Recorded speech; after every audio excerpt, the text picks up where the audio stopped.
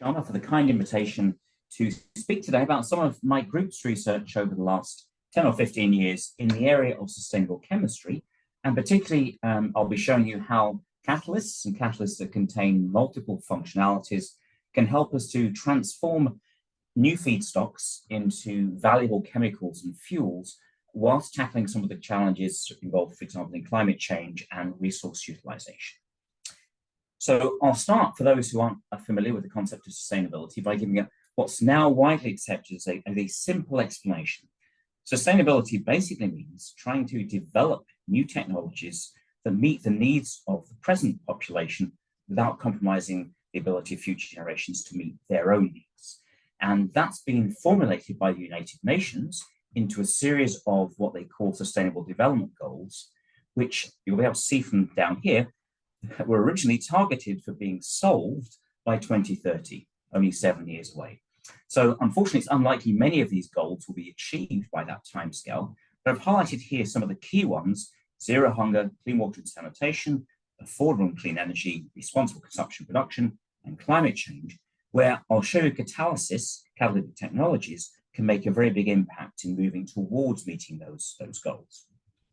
Okay, so again, for those who may not be very familiar with catalysts, these are substances that accelerate chemical reactions, ideally without being consumed themselves, by lowering the activation barrier for a chemical process to occur. And there's a number of different ways that you can make catalysts. Biology has been doing this for several billions of years, producing enzymes, which are very efficient catalysts operating at mild temperatures and in the aqueous, the water phase. However, over the last 100 years or so, chemists themselves have been very successful in developing synthetic catalysts. So these might be homogeneous catalysts that operate in the same phase as the reactants and products. And these have been widely used in the pharmaceutical sector for a long time now in producing high-value drugs. They typically involve a metal atom that is complex by a ligand environment around it, although they can be entirely biological, so-called organocatalysts. My research focuses predominantly on heterogeneous catalysts. These are normally solid materials that operate in the liquid or gas phase. And then a subset of heterogeneous catalysts are those in which we might have a supported active component, for example, a metal particle or an oxide particle, which is placed onto a support. Historically, these support materials, things like carbons and oxides, were viewed as being inert, chemically inert, but now there's a big change, and we recognize the importance of these surfaces in controlling the properties of the active sites. Again, within that subset of supported catalysts, there are many of these terms you might be familiar with now: the idea of a single atom catalyst, where one atom of metal can perform an entire reaction cycle, the synthesis of clusters and nanoparticles of different sizes, or larger arrangements of atoms, but which are periodic, so so-called single site atoms, where you might have several atoms together in a well-defined entity. And the things that we have to worry about in designing catalysts are very similar to what we have to think about in biological catalysts, which essentially involves thinking about two types of key effects. How can we influence the electronic properties of our active component that's doing the catalytic cycle? And how can changing the local environment, the geometry in which the active site sits, particularly using ligands, how can we change that geometry to influence the steric factors of reaction? The properties that we often look for when we're designing a catalyst are, first of all, stability. Any commercial process that uses a catalyst has to be able to operate for many hundreds of hours, typically, with a reproducible production of the valued product. Activity is critical. If we have a catalyst which is incredibly slow, then we won't make any product on a reasonable timescale. And something that we really worry about now is selectivity. If a catalyst is highly selective, it means it only produces the product that you want and will allow you to minimize unwanted byproducts, which can contribute to waste. If you have a catalyst which is not very selective, then many of the molecules that are going into the start of the reaction will end up being wasted. And so that has a big impact upon the greenness, the sustainability of a process. Okay, so one of the challenges in the field of heterogeneous catalysis, which is what dominates the petrochemical industry, the production of fuel, solvents, paints, plastics, etc., they're all based around the use of solid catalysts. One of our challenges is to achieve the activity that homogeneous and biological enzyme catalysts can match. And so to do that, we have to try and improve the activity of our catalysts. We have to improve the way that they translate reactants through to products, the selectivity of a process.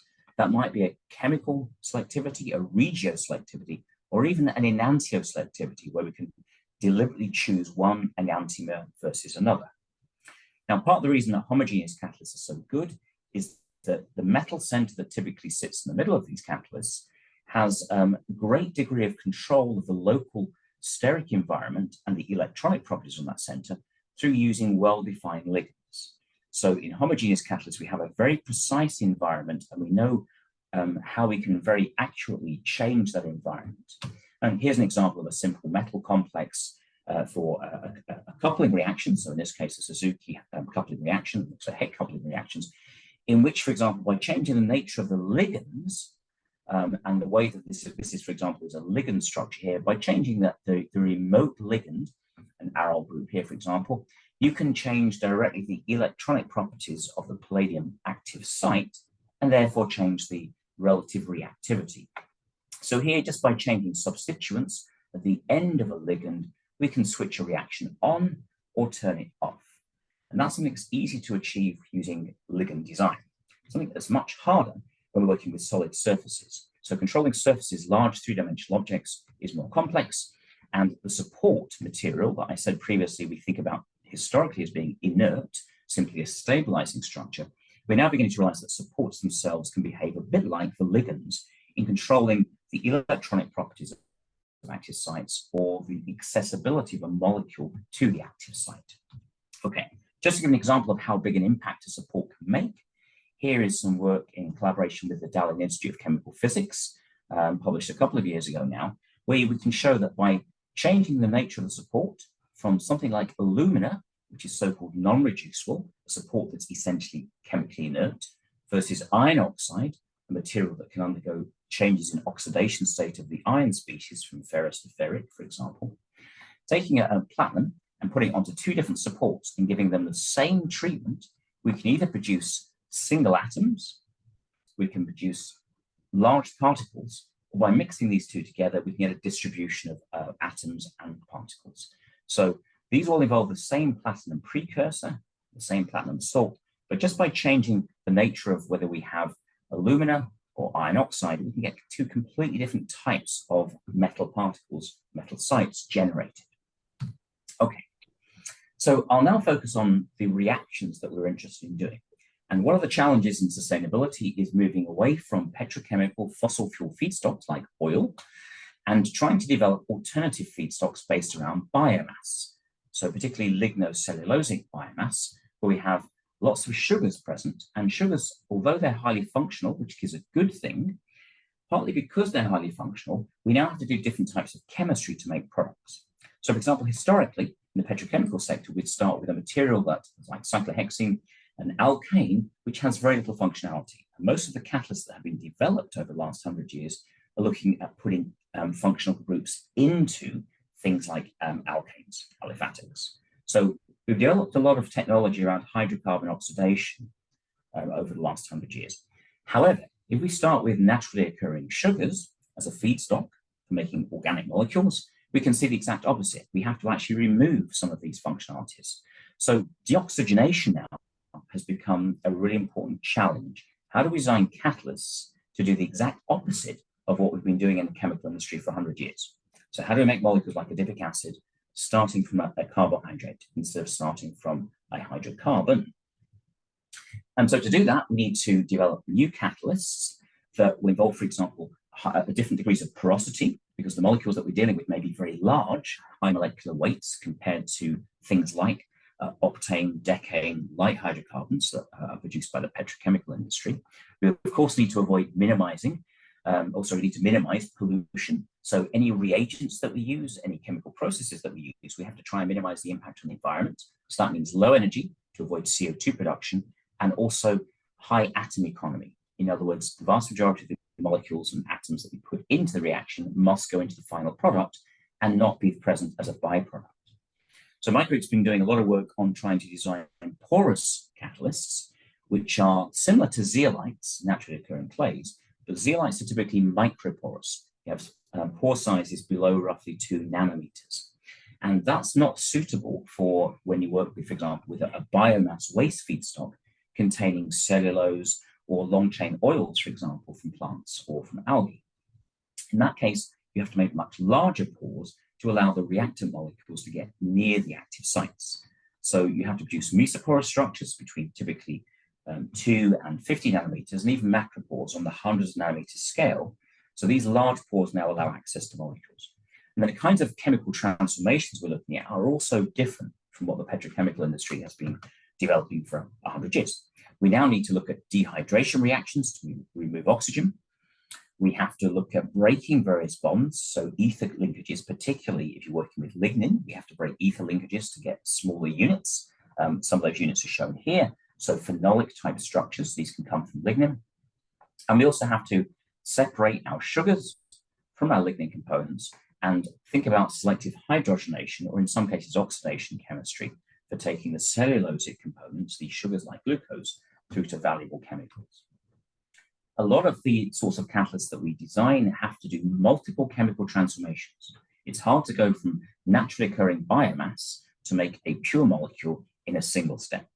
And so in many cases, you might think, for example, about something like an alcohol.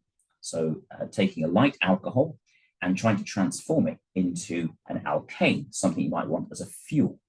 So how would you do that? Well, we can do a dehydration using acid catalysts. These are very good at dehydrating alcohols and making things like olefins, alkenes, but they're not ideal for transportation fuels.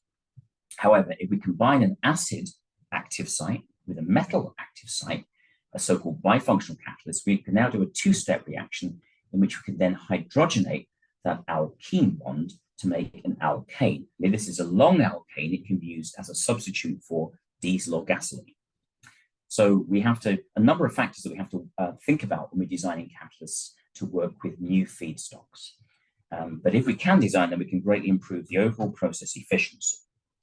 A lot of the materials that I'll be talking about have been synthesized using porous templating methods. So how do we make a porous catalyst that is well-defined, regular pore structures, and has large pores?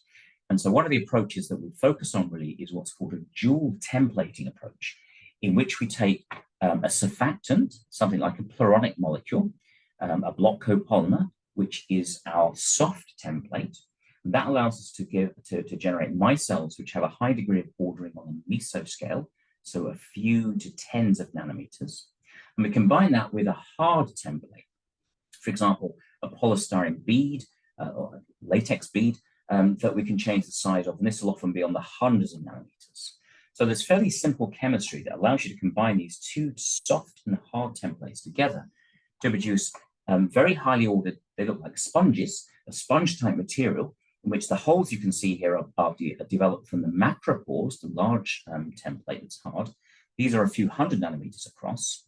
And if you zoom into the structure of those, these foams, these sponges, you can see the macropores. As I said, this one's about 300 nanometers across. But if you actually look at the structure of this material, the wall that makes up the solid part of it, that wall itself is porous. And in this particular case for alumina, you can now see there is a highly ordered mesoporous structure. Each of these little white holes here is a 5 nanometer pore.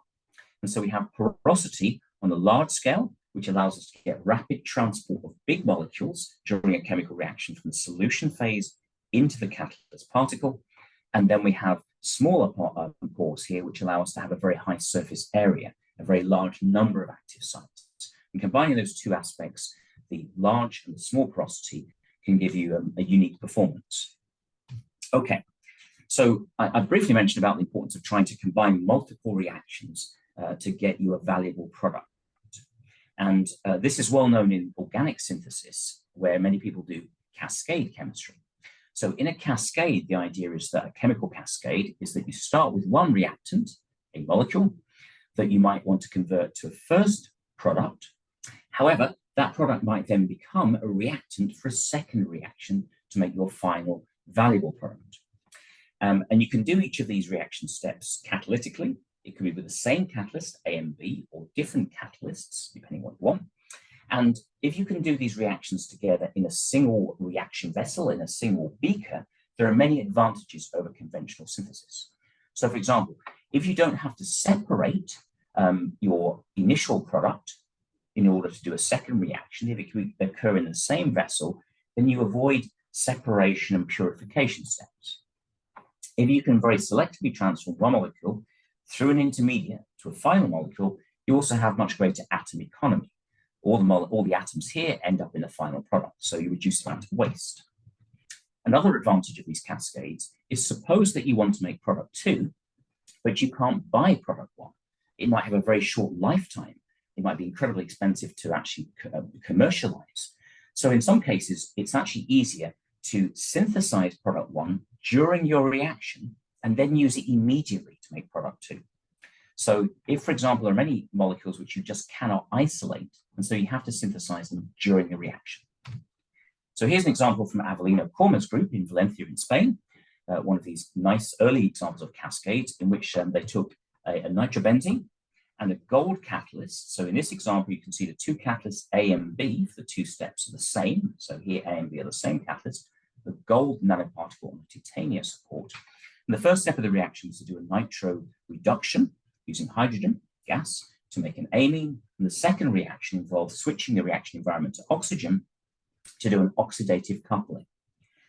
Just to be aware, of course, in this case, because you have high pressure hydrogen and high pressure oxygen, although you can do the reaction in the same vessel, you have to very carefully remove all the hydrogen before you add the oxygen to avoid an explosion. But that's a simple one-pot cascade in which the same catalyst can drive both steps.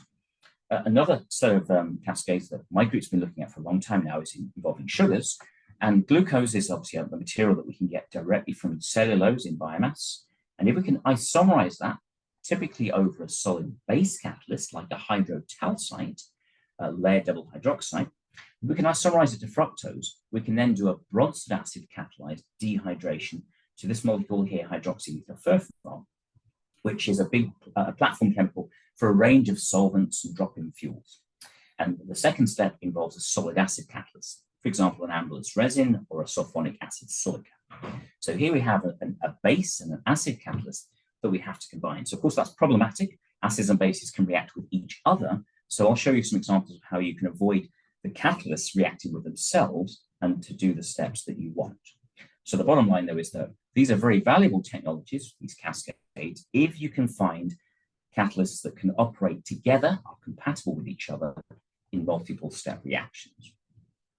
There's actually very few examples of using solid catalysts for a one-pot, a single reaction vessel cascade.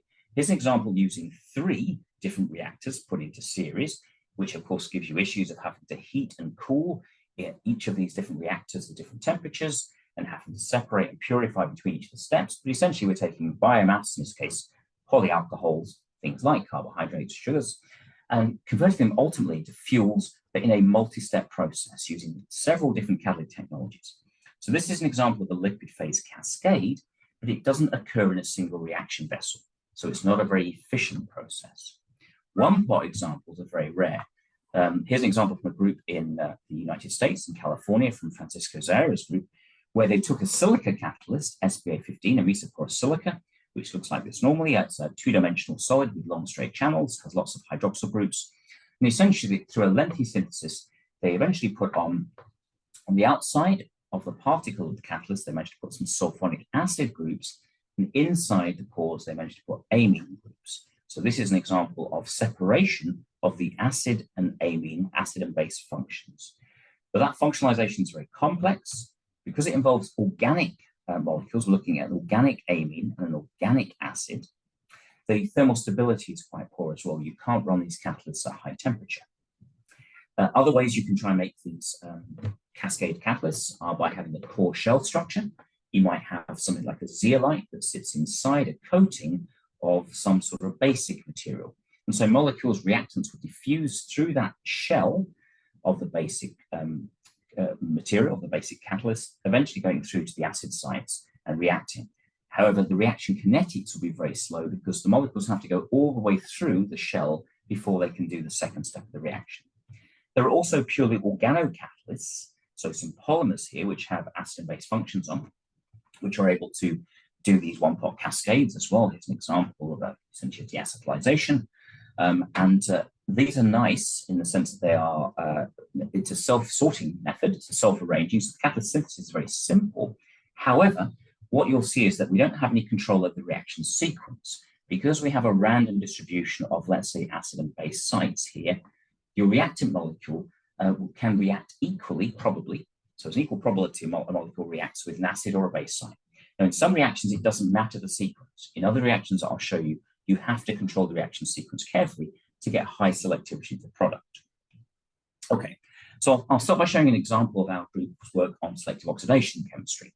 So selective oxidation is an elegant way to introduce molecular functionalization, and it also allows you to work with naturally occurring materials. So, for example, cinnamal alcohol or benzyl alcohol can be obtained as natural extracts from plants, and they can be oxidized over noble metal catalysts, things like platinum or palladium, just using air as the oxidant to make corresponding allylic unsaturated aldehydes, and they in turn can be oxidized to make, for example, unsaturated acids, things like cinnamic acid, which is used as a precursor to aspartame, the artificial food sweetener.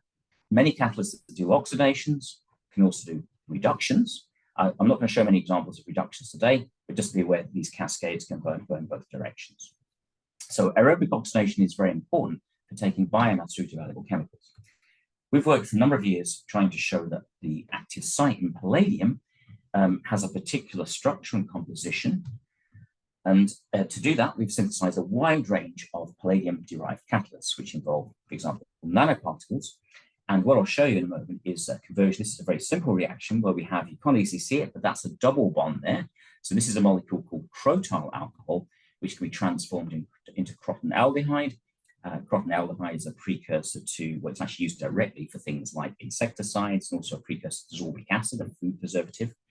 And we've studied these sorts of catalysts for a number of years, trying to understand what is the active site in the catalyst, which is critical for designing a better catalyst. So I'm just going to show you a summary of basically how you can correlate the activity of the catalyst in real time, so measuring the conversion of the alcohol to the aldehyde as a function of time, and correlating that with the oxidation state of the catalyst by using in situ X-ray techniques, X-ray absorption spectroscopy at a synchrotron. And what you can see is that a direct correlation between the catalytic activity, the red line, and the blue circles, which are the oxidation state of the catalyst. So as your palladium oxide reduces and becomes metallic, the activity dies off, which is very strong evidence that the active site in these catalysts is actually an oxide and not a metal, as has been speculated for many years in literature. This is a general phenomenon. You can make a range of different metal catalysts. For example, here we have some single atoms of palladium. We have colloidal nanoparticles, little icosahedral particle. You can make nanorods. They all show the same behavior. As you increase the oxidation state of your palladium, you go towards palladium oxide, Pd2+, and not palladium metal, you increase the reactivity of your catalyst. You increase the conversion of the alcohol through to the aldehyde. So that's been a very insightful and surprising result for us.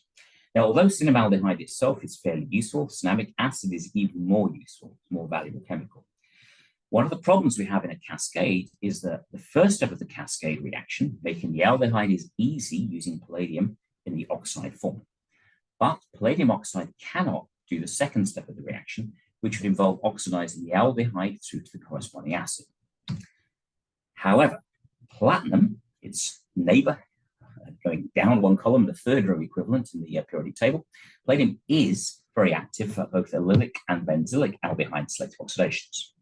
So I'm not going to throw the details here, but essentially we find the same sort of active species, that it's a platinum oxide that is the active catalyst in converting aldehydes to acids. So platinum is very good at this sort of reaction here, taking an unsaturated aldehyde and partially oxidizing it through to the corresponding acid. So leaving the double bond intact. So that's good news, 80% yield if you start from the aldehyde through to the corresponding acid. However, we have a problem. Platinum does not like starting material, cinnamal alcohol. So if you start a reaction with cinnamal alcohol, this is the green or black, I'm not sure the color of that, the green numbers here. If you start with cinnamal alcohol and you feed a platinum catalyst cinnamal alcohol, it does not make cinnamic acid. A lot of that reactant forms cinnamaldehyde and instantly decarbonates to make styrene, which then poisons the catalyst. So we've got a problem. We've got two types of catalysts, platinum and palladium. that you'd think would work well together, but we need to somehow stop the platinum from ever seeing the starting material. We need to fully convert this to the aldehyde of the palladium before the platinum can see that molecule. How do we do that in a single beaker? How do we control the sequence in which catalysts can see individual molecules? So normally, when we're doing cascades, we simply mix together two separate catalysts. For example, a physical mixture of just a pure palladium or a pure platinum catalyst. Or we might try and make a bifunctional catalyst in which we have a support and we simply throw randomly palladium and platinum atoms across it. So we have a random distribution. There's a number of problems with that. So both of those approaches, thinking about from the reactant's perspective, what does it see? So suppose the reactant needs to see active site 1 for the cascade to work correctly. We have no control in these approaches as to what the reactant sees. So there's a good chance it could see the wrong active site first. Worst case scenario, the reactant hits the active site and bounces straight back. It doesn't do anything, but it slows the reaction down. So wasted encounter means slow kinetics. So there's no great harm. We don't poison the catalyst, but we slow the reaction. Alternatively, the reactant could stick to the catalyst surface and permanently poison that active site, and that would kill the activity. That's obviously very bad. Alternatively, that reactant might undergo an undesired reaction over the wrong active site to make a byproduct that we don't want. So the question really is, how can we design catalysts that allow us to do this? To send a reactant through to the correct active site first, and how do we have a catalyst that stops these two things interacting, the two catalysts? For example, if that's an acid and that's a base, how do we stop these two active sites interacting with each other, which is not what we want? And so ideally, the cascade you want is for the reactant to go and see active site 1 first, undergo a reaction to make the first product, then diffuse and find the second active site, undergo another reaction to make the final product. What we realized is that the hierarchical porous materials that I described earlier, the synthesis of these with the different templates, actually offers us a route to doing that, a new approach. So in these systems, if we can find a way to introduce one active site into the large pores, the reactant should enter those first, undergo a chemical transformation to make product 1, then it should diffuse into the smaller pores. And if we can find a way to put a second active site just in the smaller pores, we will then have only the second reaction occurring going to product 2. So this will be an example of multifunctional catalysts, but in which the two active sites are completely spatially separated. They're in exactly different locations. So we've termed this spatially orthogonal. Wherever you find one active site, you do not find the other. So active site 1 only in macropores, active site 2 only in mesopores. So sketching on paper is fairly straightforward. Creating it is much more difficult. So to do that, we started with our traditional synthesis, which is a surfactant templating with colloidal beads. The small circles here represent the mesopores, which have surfactant in. The large blue circles here are our colloidal polystyrene beads. Now, if you look at the electron microscopy of this material, which is an organic, inorganic mix at this point, it's a mess. It's a horrible TEM. And that's because you've got all this organic material which is moving around. It's not very well defined. We discovered a route to remove selectively only the large template, the polystyrene template, using toluene. If you can do that, you can unblock all of the macropores, whilst leaving the mesopores still filled with template, with a pluronic template. Now the TM images, the structure looks much nicer. Why would you want to do that? Why would you want to remove just the macropore template? If you can empty the macropores, you can then introduce, for example, an octyl function, which is hydrophobic. You can change the surface chemistry of just the macropores without touching the chemistry of the mesopores, the smaller pores. You can now remove the pluronic surfactant from those small pores, and then we have a material which looks very nice by microscopy, which has two types of pore networks. You can see down here, I'll show you a bit more detail in a second, but you have mesoporous regime, and you have these large macropores. And the surface chemistry of these materials is different. I'm showing you an example here based upon silica. So the actual framework we're looking at is silica. And the surface of these pores is hydrophobic, whereas the surface of the smaller pores is hydrophilic. That matters because if we now choose to use a metal precursor that is aqueous, like a platinum salt, that will only diffuse into the hydrophilic small pores. It doesn't want to stay in the hydrophobic large pores. And so we can now look at aberration-corrected TM. Each of these dots represents a platinum nanoparticle in a 5 nanometer mesopore. If we now introduce a second metal, palladium, as a large colloidal particle, 3 or 4 nanometers wide, that's too big to fit into the mesopores. And so these larger particles collect just at the surface of the macropores that you can see here, these little yellow regions. A bit easier to go through the synthesis here. So first of all, we change the surface chemistry of the macropores to make them hydrophobic. We put a platinum salt in to deposit small platinum nanoparticles inside the mesopores, and then we put larger palladium nanoparticles just in the macropores. So that's the theory, to spatially separate the palladium from the platinum. So these two never mix. So here is some electron tomography showing you the 3-dimensional structure of this catalyst. You'll be able to see there's some big red blobs and some small red blobs. It's easier to look in these projections. And what you can see here is that if we select to just look at the macropore region, so this is the large pore surface, you can see there's only large red blobs. Each of these blobs represents a palladium particle that's about 4 or 5 nanometers across. We can then change how we project the tomogram so we can make the surface semi-transparent. As soon as we do that, you can now see there's lots of small dots appearing. These small red dots represent the platinum nanoparticles that are only in the mesopores that you can now see visible, these very small channels. And we can even visualize the pore network directly. And what you can see here is that there's a lot of curvature of these pores, which is the channels the molecules diffuse down. And so this is actually a very tortuous, a very difficult structure for molecules to diffuse through. So that is something to think about. The rate of reaction can be controlled, can be limited by the diffusion through the pores. Okay, so just to summarize there, we've been able to demonstrate we have now spatial separation of particles, big palladium in the macropores, and smaller platinum only in the mesopores.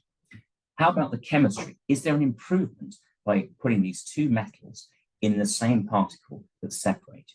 So I'm going to show you essentially the reaction, which is starting with a cinnamyl alcohol. So this is an unsaturated alcohol, and turning it first of all into cinnamaldehyde, and then finally through to cinnamic acid. So here is showing the essentially the activity of the catalysts. And a range of different catalysts are shown here. Palladium only, platinum only, a physical mixture, the traditional way of doing catalysis, putting two things into the same beaker, randomly distributing the metals or deliberately separating them in this new structure. The green bars are cinnamic acid, so that's what you should focus on. The bigger the green bar, the better the acid production, which is what we're trying to do. So essentially the reaction involves an oxidative dehydrogenation of the palladium in the big pores. We then diffuse the aldehyde through into the small pores, where we undergo an oxygen insertion to make the acid, and it then diffuses back out. Okay, so a simple traditional method would be to take a palladium catalyst and a platinum catalyst and just mix them together. What you can see straight away is that's a bad approach. You get very poor acid production. In contrast, the spatial orthogonal catalyst that's shown here, you get very high production because the metal sites are near each other, but they're also structured in such a way that all of the alcohol is converted in the large pores into the aldehyde, and only the aldehyde diffuses through the platinum. And that's important because if the alcohol sees the platinum directly, it will poison that catalyst. So these spatially orthogonal catalysts allow us to control the communication, the way two different active sites talk to each other essentially inside a catalyst. You can extend this idea to working in flow, moving away from a batch reactor. And in fact, if you take a palladium catalyst in a tube and you flow cinnamaldehyde alcohol down it at the right rate, you can produce exclusively cinnamaldehyde, and you can then add on a platinum catalyst in a separate reactor, which then takes the cinnamaldehyde and turns it into cinnamic acid. And if you do this sort of flow chemistry, you can actually get even greater enhancements in production. So I'm showing you here some traditional catalysts in batch, a stirred glass beaker, and what you can see is the green bars are really bad, and that's because the platinum catalyst here can see cinnamon alcohol in a batch reactor and gets poisoned. In contrast, you have very high yield of the cinnamic acid if you operate in flow, and also the actual productivity and the stability is fantastic. So thousands of turnovers, thousands of catalytic cycles, your catalyst is still very stable in flow, whereas in batch, it's very, very poor performance and deactivates quickly. So by using this sort of dual bed behavior and continuous flow, you can get great improvements in your activity and stability.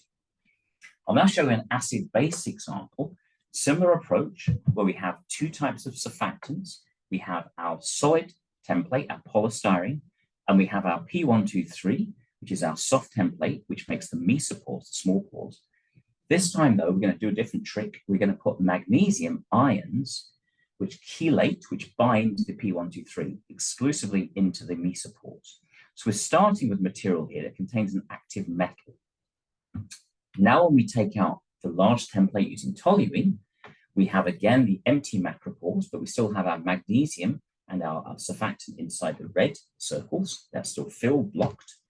We can now coat the surface of the macropores, not with an octyl group, but this time with zirconia. And there's a reason for that. Zirconia is actually an amphoteric acid or an amphoteric catalyst. It can exhibit acid or base properties, and particularly if you graft it as zirconium hydroxide and then treat it with something like either sulfuric acid or ammonium sulfate, you can turn that zirconium hydroxide coating into a sulfated zirconia coating. Sulfated zirconia is a superacid. It has a similar acid strength to liquid sulfuric acid, but you can hold it in your hand safely without getting burned. Okay, so now we've got an acid in the macropores, and we've got magnesium ions in the small pores. We can now burn the material. We can calcine it, burn it to remove all organic function, and we're left with a silica framework that now has magnesium oxide particles. The magnesium ion has been oxidized to magnesium oxide. MgO is a basic material. It's a solid base, small nanoparticles. And we have an acidic coating in the macropores. So again, we've got two different active sites: sulfated zirconia, a bronzed acid, MgO, a base, so a basic material, and they are spatially separated between the big pores and the small pores. So can we think of interesting acid-base catalysis that we can do? So first, just to demonstrate we've made what I say we've made. So here's some TM images here of the mesoporous structure. So this is where you can see the small holes, 5 nanometers, and here you can see the larger pores. These are the macropores that are around, so these circles here are the macropores. You can look at the chemical composition of different regions of the catalyst. What you find is that the mesoporous regime here is dominated by magnesium, and the perimeter of the big pores is dominated by zirconia. So if you actually look at the composition, you find that macropores are rich in zirconia, which is the basis of sulfated zirconia. So that's as they should be. The solid acid is predominantly in the macropores, and there's very little solid acid in these mesopores. We have really only magnesium there. So we've achieved that separation. So one reaction we can think of testing them against is a reaction that requires acid and base catalysis, and in which we have a feedstock that is problematic. So think about things like waste cooking oil. So this is a great source of making biodiesel. However, waste cooking oil is also very rich in free fatty acids, and the commercial process for making biodiesel involves a base catalyzed transesterification. So biodiesel is made by taking a triglyceride, an oil, reacting it with a light alcohol to get a fatty acid methyl ester. That's a base catalyzed reaction. So if you have free fatty acid impurities in your waste oil, that's a problem. They will neutralize the base catalyst. So how do we do a pre-treatment? Now, often people do a separate pre-treatment of the waste cooking oil and then do the reaction. That again gives us poor efficiencies. We have to separate, filter, distill, purify, etc. So we recognize, though, however, that these impurities can be turned into biodiesel as well. You can actually do an esterification of free fatty acids using the same alcohol to make biodiesel. So we wondered whether our solid acid base spatial orthogonal catalyst could actually be used to remove the acid impurity from a waste oil while still allowing the transesterification to occur. So how do we visualize the reaction? So you'd start with a contaminated feedstock, an oil in green that you want to turn into biodiesel, and a fatty acid impurity that you need to remove to avoid it contaminating the neutralizing base sites. So in the large pores of our catalyst, we have an acid site A. So whenever a free fatty acid goes near an acid site, it undergoes esterification process here to make biodiesel. That's good. And if you get the conditions just right, you can remove all of those free fatty acid impurities, all of the blue molecules, before any diffusion occurs through into the smaller pores, which contain our base catalyst. The base catalyst is really fast at doing transesterification. And so essentially the macropores here with the acid catalyst are acting like an in situ pre-treatment. They're protecting the base sites from poisoning. So does the process work well? So here again, we're comparing a purely basic catalyst, the sort you might use commercially, a physical mixture of an acid and a base, and our spatial orthogonal catalyst. Now, if you have a pure oil feedstock, it makes no difference which catalyst you use. The performance is all very similar. However, as soon as you put a contaminant in there, a free fatty acid, it instantly poisons the base-only catalyst. It also poisons the physical mixture because that fatty acid can go directly to your base site, which is exposed in solution. However, our catalyst, in which you can only access the only way into these small pores with the bases is to go through this acid catalysis process. Our catalyst is completely protected, and therefore it's stable up to 50 volume% of free fatty acid contaminant. And so by changing the way we put these active sites together, you can now start to use at a local level, within a, you can imagine within a restaurant or a small regional community, you can imagine actually doing this direct upgrading of very low grade feedstocks, oil with lots of contaminants in, to still produce biodiesel locally. Okay, just to show a little bit of information, just check the times here, I'm doing a little bit of information about the impact of things like the pore size. So I've said pore size matters. Here's a direct demonstration. It does. Suppose we think just about the esterification, acid catalyzed esterification of an alcohol to make our ester. So here's a series of macroporous, mesoporous catalysts in which the only thing we're changing, these are silica-based materials, the only thing we're going to change is the pore size of the larger pore, the macropores. So the framework to the solid bit you can see is actually porous itself, and we have acid sites in there. But what you need to notice is as we change the pore size from 150 to 210 all the way to 430, that has an impact on the catalyst's ability to do catalysis, to do the esterification. So here's the activity of our catalyst for a few different size molecules. Now what you can see straight away, just focus on this side, is that propanoic acid, the rates are the same whether you have a small macropore or a big macropore. Propanoic acid doesn't care how big your macropore is. That's not too surprising because propanoic acid is tiny. It doesn't have any constraints. It's easy for it to diffuse. Palmitic acid, however, this is shown in yellow. Palmitic acid, you see a big increase in activity as you make the pores larger from 150 up to about 370. And the worst case scenario, erucic acid basically doesn't work at all unless you have really big pores because it simply can't diffuse into the active sites and see our acid catalyst. We've done some more exotic NMR experiments, which allow us to quantify that degree of tortuosity, how difficult it is for a molecule to diffuse in. And you can see that there's a big decrease. So in other words, a 150 nanometer structure has a high tortuosity. It's very difficult for a molecule to diffuse its way through. A 430 nanometer structure has big open channels. It's much easier for a molecule to go straight through from the liquid to an active site. So I won't go through the details of the NMR, but just to show you that you can quantify how hard it is to diffuse. I'll very quickly show you another example with the same catalyst, an acid-base spatial orthogonal catalyst. This is another cascade in which we start with an acetal, and we do a deacetylization, which is acid catalyzed to make an aldehyde. And that aldehyde can then be reacted with a cyanoester, which is a base catalyzed condensation to make a more complex valuable product. So we have two steps, one acid catalyzed, one base catalyzed.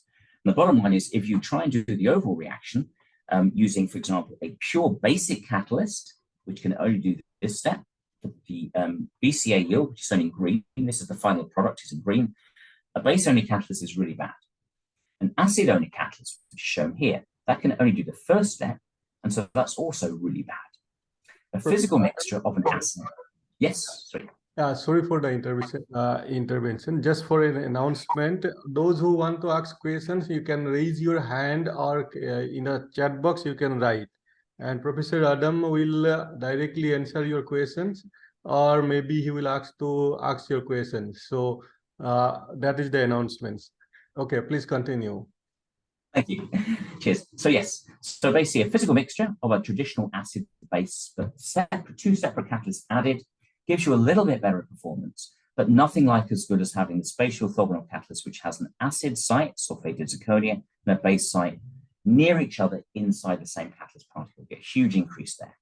And so we can the overall cascade goes very well using spatial orthogonal catalysts. Sulfated zirconia MgO is much better than any other formulation.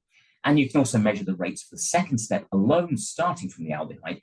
And again, you see the same thing, that basically our catalyst here, when it only has one molecule to try and react, the base catalysis in this mixed acid-base catalyst is as good as if you have a pure base. So again, the BCA yield, the green bar is the same if you use a pure basic catalyst for this step or our spatial orthogonal.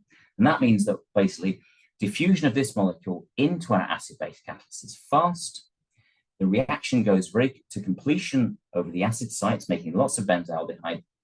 Benzaldehyde then diffuses with the cyanoester into the small pores, finds a solid base, and very rapidly makes BCA. So again, we can control the reaction sequence. And that essentially more than doubles our overall yield of the this cyanoester acetate. Okay. I won't show you too many examples because I realize we're getting on for time, but just to say you can work with sugar molecules as well and do some other chemistries here. So there's a number of molecules that you can make from glucose. One of them is levulinic acid, and there's a lot of interest in trying to convert levulinic acid, shown here, into a molecule called gamma-valerolactone, which has, again, one of the platform chemicals that can be used to make solvents, used as a drop-in fuel, and also as a precursor for things like diols. So how do we make these molecules? Traditionally, we use batch reactors to try and make this molecule GVL, but we have to, the kinetics are slow, reactions slow, and we have lots of product separation issues. So can you do this kind of reaction in a continuous flow reactor so you can actually separate the valerolactone product as it appears? Now, the actual reaction starting from, for example, ethyl livolynate is a bit more complex than I've just shown. So there's actually a number of possible reaction pathways if you start from an alkyl livolynate to get into GVL. You could have a transesterification. You could have what we're trying to do, which is a catalytic transfer hydrogenation. So we take a hydrogen from IPA to make acetone, and that hydrogen essentially is added on to this ketone to make our alcohol, and that can then cyclize. So a number of different pathways here. This pathway is Lewis acid catalyzed, and we also have a Bronsted acid catalyzed pathway. So we need a catalyst that has mixed Lewis-Bronsted acidity. And ideally, we don't want either of these reactions to operate. We also want to move away from using hydrogen, which is why we're focusing on catalytic transfer hydrogenation, because high pressure hydrogen, of course, brings danger. You have to identify where the hydrogen is coming from. Is it green hydrogen or is it coming from fossil fuels? Transfer hydrogenation means you can operate at atmospheric pressure, so it avoids all those safety issues. So zirconia is a very promising catalyst for this. We've made a high surface area zirconia catalyst. I won't go through details of synthesis. I'll just show you the results, which is basically that in a continuous flow process, where you take your alkyl livolynate, your alcohol, which is the source of a hydrogen atom. So there's no hydrogen gas in this process. It's purely hydrogen atoms coming from isopropyl alcohol. You flow it through and you can make GVL. Now in batch, what you can look here really is the yield is the most important thing. In batch, your yield of GVL is pretty low. If you do this in flow, it's far higher because you avoid poisoning of this catalyst by reactive intermediates that are formed, and they can accumulate. So that's the key thing really is there. Flow operation for some of these transformations has a huge advantage, fourfold increase in the GVL yield by simply doing the same chemistry with the same catalyst, but in a continuous flow reactor instead of an autoclave, a sealed reactor. And you can even extend the cascade a step backwards. So instead of using ethyl livolynate, you can start with levulinic acid and convert it into the ethyl livolynate by an esterification. Esterifications typically require Bronsted acid catalysts like sulfated zirconia. So if you have two reaction beds here, the first being sulfated zirconia, you can do very efficient levulinic acid to ethyl livolynate, and that ethyl livolynate then passes over the second bed and does the reaction we're looking at here. So you can do very efficient overall conversions. I won't go through the last example of HT, I'll go straight to the endpoint. So what do we need to do in catalysis to make reactions better, to get better at doing chemistry? First, we need to improve the way we can study chemical reactions. In many photochemical processes, for example, we're dealing with picosecond or nanosecond kinetics, incredibly fast reactions. So we need new ways of studying, for example, the excited state in a photochemical process. And that's very tough. We also have to start working at very low concentrations. We have to think about preserving precious metals. So levels as low as 1 ppm of platinum or palladium can be very active, but how do we get equipment that's sensitive enough to study that? We need to improve the spatial resolution. How good are we at seeing catalysts and molecules? And of course, one of the problems is that a catalyst particle has components on the range of 1 to 100 nanometers, but an actual reactor could be as much as 30 or 40 meters long. So we have a massive range of length scales that we have to try and develop techniques to study, from the individual catalyst particle and active site to the transitions across the overall bed of a reactor on many meter length. And then finally, we have to recognize that many chemical transformations are not done at atmospheric pressure under air. They're often done at high pressures, high temperatures in solvents or acids that are difficult to study. So again, we have to develop new techniques for studying the catalysts under these complex environments. So I'll just summarize the results of what hopefully I've shown you. Spatial orthogonal catalysts containing more than one active site that are located carefully within a particle, allow you to get very precise control over the reaction sequence. And you can even put antagonistic active sites together. Things like acids and bases that don't like each other, if they are separated within the catalyst particle, can work together very well. And I've also shown you a number of chemical processes that use multifunctional catalysts to valorize biomass, whether it's the sugar component, the cellulosics, or the lignin. I haven't had a chance to show you the lignin today, but we do a lot of work on lignin valorization as well to make phenolics. And finally, that continuous flow chemistry is really something to think about when you're trying to optimize productivity and also to avoid, for example, catalyst poisoning. Okay, just one final point. I've hopefully shown you that it's really important we think about working with new feedstocks, preferably from waste. So that could be waste plastics, food waste, biomass waste, or even carbon dioxide. We can use waste carbon dioxide as a molecule of chemical feedstock through electrocatalysis particularly. And we need to move away from what we currently operate globally, which is a linear economy where we take resources, we make a product, and we throw the product away. We have to transition to a circular economy where we make something deliberately, design it so that it's suitable for being used and then recycled. We have to build in chemical functionality to allow us to break apart a plastic, for example, back into its monomers. And of course, critical to that is education at all levels. So many of you are PhD students, but actually we have to start earlier than that. We have to start at school level and make people aware of the impact of things like climate change and a loss of biodiversity. If we start using waste resources in a circular fashion, then we can protect the environment and minimize climate change.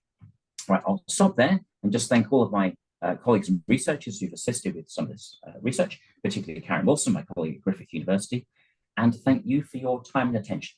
Thank you very much. Very exciting work and presentation, Professor Adam.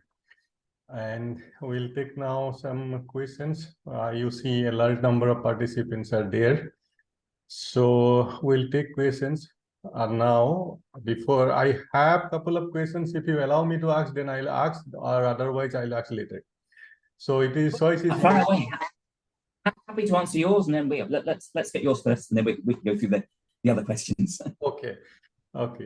Thank you for that. I am Jadab from Center for Nanoscience and Nanotechnology, Punjab University, Chandigarh. Because I did not introduce myself earlier. So my question is, I found that your finding of palladium catalyst, you say this not the palladium nanoparticle, means palladium 0 state, palladium 2+ state is more important. I think that is a major finding from your study. Can you put a little more highlight onto it? And second question is regarding the cascading effect. You are saying the catalyst you are using as a cascading effect. Is it a synergistic effect, or means a kind of a series of catalysts in the bed, and you are putting the reaction, and one by one this reaction is taking place? Means it's not a kind of a acting together. So these are my questions. Can you please put a little highlight onto it? Thank you for that. Well, I'll start first about the active site. So one of the issues with trying to identify the active site is that it's very difficult developing techniques that allow you to study catalysts during reaction. Now, gas phase processes, where you're dealing with, for example, CO2, it's actually easy because the gas, the fluid, is essentially transparent. There are many techniques, infrared spectroscopy, that allow you to see the active site. When you're working in liquid phase, it becomes much more difficult. And that's important because essentially the oxidation state of palladium is very sensitive to the ratio of things like alcohols to air. Alcohols can be reductants themselves. In fact, for this sort of oxidation, if you have a low partial pressure of oxygen, then what happens is that rather than doing the catalysis I'm showing here, the alcohol actually takes the oxygen out of the catalyst. It doesn't take it from the air, it takes it out of the catalyst, and it reduces. In fact, that's what you see here. This process occurs because if you are oxygen deficient in the reaction, then the molecule actually takes the oxygen out of here and reduces it down. And so if you operate at high oxygen pressures, you can maintain this oxidation state and you have very stable chemistry. You get a constant activity. So it's really important, I think, when you're studying and trying to work out the active sites, that you try and reproduce the real reaction conditions, which often involve a high pressure of oxygen. And let's say that, so many of the original studies were working under very low oxygen pressures, and they always saw palladium metal, and so they therefore assumed, because they saw it, that it must be the active site. Actually, it has a very low steady state activity. It's only if you avoid the formation of metal that you can begin to see how active that the oxide is. And we see the same thing for platinum as well. So I think, particularly in oxidation catalysis, it's not the same in reduction. If you're doing hydrogenations, the metals, you always have a reduced metal particle. But in oxidations, it's very important to consider that balance of the reductant, because an alcohol is a reductant, and the oxygen. If you get the partial pressures wrong, you get poor catalysis and you only see metals. So that's kind of the first question. You have to match your reaction conditions to the technique you're using. And this technique, just to say here, this is using X-ray absorption spectroscopy. So we're studying a catalyst in the liquid phase at 60 or 90 Celsius with bubbling oxygen through it, shining an X-ray interrogating the catalyst in real time, taking data every few minutes. So that's very different from studying a catalyst before and after a reaction. It's very difficult to actually understand the active site by looking just before and at the end of reaction and trying to guess what happens in between. Okay, the second question you asked about cascades is a really good one, and I don't have a good answer because the conventional way that we think about synergies, I'll just go through the reaction here. Let's have a scheme here. So conventionally, when we think about synergy, we think that when you add A and B, two catalysts together, we get a performance which is better than either catalyst alone. So that's the key thing, is what we're looking for. Now, it's hard because, of course, we know the metals, for example, in this system here, the metals are not directly interacting with each other. So there is no chemical synergy in the sense there would be in an alloy. So in an alloy nanoparticle, we have the metals together, we change the electronic structure. So the synergy is really coming from coupling the chemical processes, not by changing the catalysts. So there is a synergy clearly because, obviously we get better yield that if we have two things together than if we have them physically mixed apart or individually. So we are, the sum of these is not as good as these two. So technically there's a synergy, but it's not because of an interaction between the active sites directly. Yeah, so we need a new terminology for that. But yes, so most people say there is a synergy, but it's not the conventional way that we would think about it. One catalyst is not altering the other, it's not perturbing the other, it's simply allowing. I mean, if you want to think about it I guess in terms of the language I was saying, the palladium catalyst is protecting the platinum catalyst from poisoning. So there is a synergy, but it's not the conventional way we think about it. Hopefully that made some sense. Thank you very much. Now we go to Professor Kusum from Tezpur University. You can switch on your video. And Adam, can you hear me? Yes, I can. Yes. Yeah, I was in RMIT during your time when you were in RMIT. I was working with Suresh. Okay, with Suresh Bhagava. Okay. Yeah. And I tried to contact you a little bit of time in last year for our international conference or so, and you missed the talk. I hope you remember it. Unfortunately, last year was a bit of a mess with the transition, and I had limited access to my account. RMIT froze my email. Yeah, and we are sorry for that. We could not manage that one. Okay, so it's a very nice talk on your work and regarding I just have two questions. One is on, you say that you can control the growth of the platinum by changing aluminum oxide and then combining with iron oxide. So what is the role of iron there in controlling your single atom particle of platinum? There's two approaches that you can use when using something like a reducible oxide. So I'm just trying to get back to the slide somewhere at the start here. So iron oxide, oops, here we go. Iron oxide is reducible, which means it can, under the right conditions, of course, have vacancies. It can be non-stoichiometric. So oxygen vacancies are often considered places that you can fix platinum precursors to stop the atoms migrating. So in conventional approaches, this is not this particular paper, we actually show the second mechanism, but in most studies that involve making a single atom catalyst, they will take a reducible support, titania, for example, and they will deliberately reduce it partially, then treat it with a precursor, and hope that the metal sites will go to those vacancy positions or near the vacancy positions and become trapped so that they cannot nucleate and grow to a big particle. So that's one approach. The problem there is that you only have a relatively small number of vacancies that you can create without the entire structure decomposing. So, for iron oxide, you can maybe get 10% of the surface being defective, but no more. Otherwise, it just collapses completely and changes phase. And that means you have a limited percentage of the surface that can be covered with single atoms. What we found in the mixed oxide systems here is that wasn't operating. So actually, we had a completely different electronic only effect. So this is a stoichiometric mixed material, for example, in which we don't have any oxygen vacancies, but in which we have locally near iron atoms, we have a strong electric field that happens to pin those. So there are two scenarios. You can either have vacancies in oxides pinning metals, giving you a low concentration of active sites, or here we can get up to the order of 20% single atoms by using these pinning approaches where we just have to get the electronic structure correct.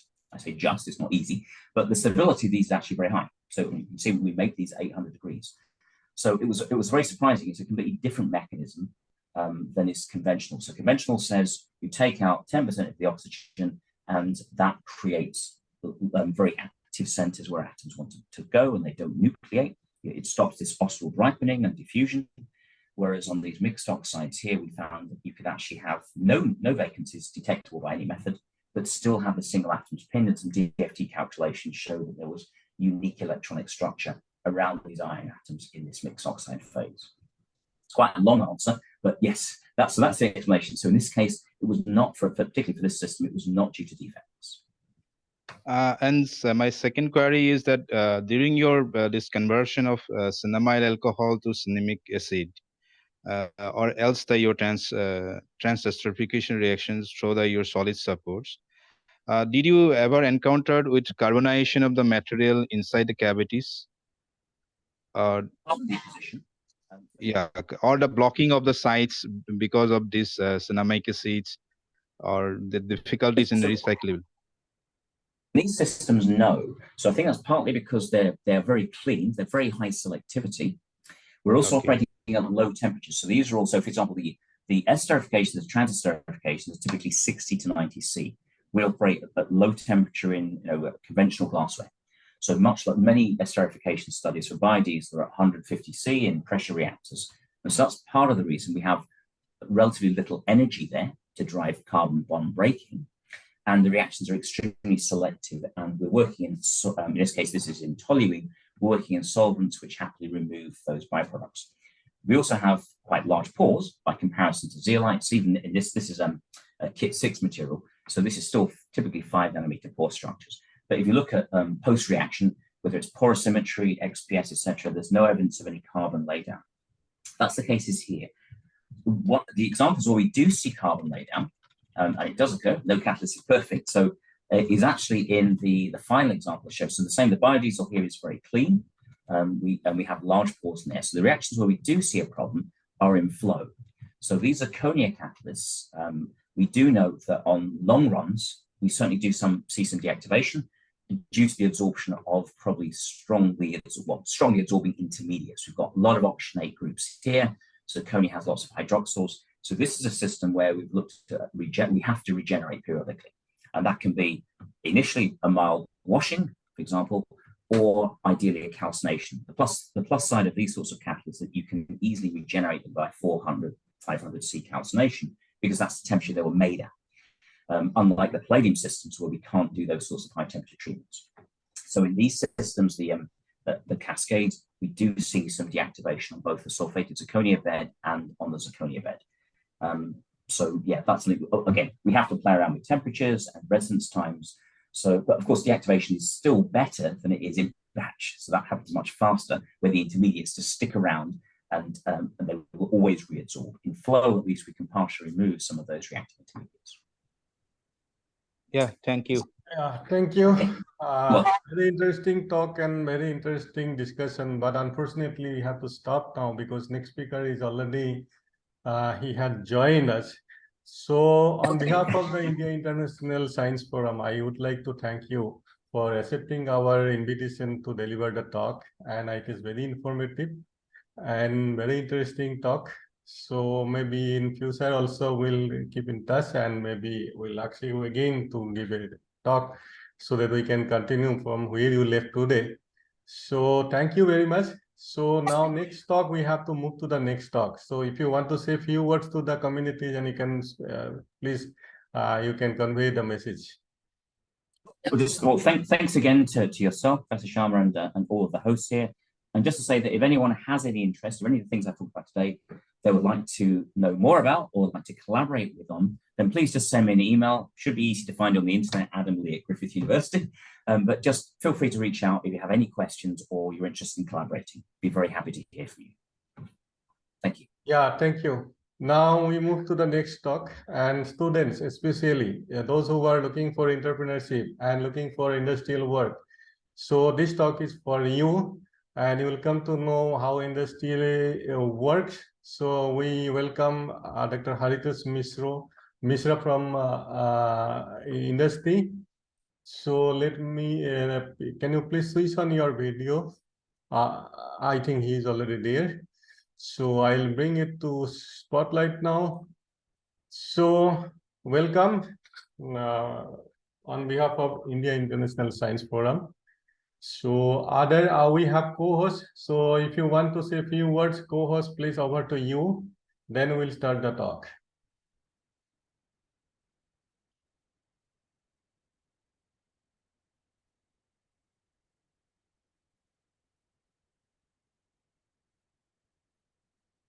I think Dr. Lakshi is there from Assam. This is Dr. Lucky Soikia from CSI and East Jorhat. So, yeah, one of the women scientists who is working with me. So, she has some kind of product which she wants to transfer. And we have a small startup also for that particular product because the project is funded by DBT Bayrak. So definitely hopeful that we will get some sort of knowledge from your talk to how to translate our research to technology for commercialization. Thank you. Yeah, let us welcome now Dr. Haritos Mishra. He will be highlighting about nickel technology for automobile industry, mostly automobile and any plating industry. So welcome, and over to you. Platform is now for you. So you can start your talk. You can share your screen, and then we'll go ahead. Thank you, Dr. Jadhav.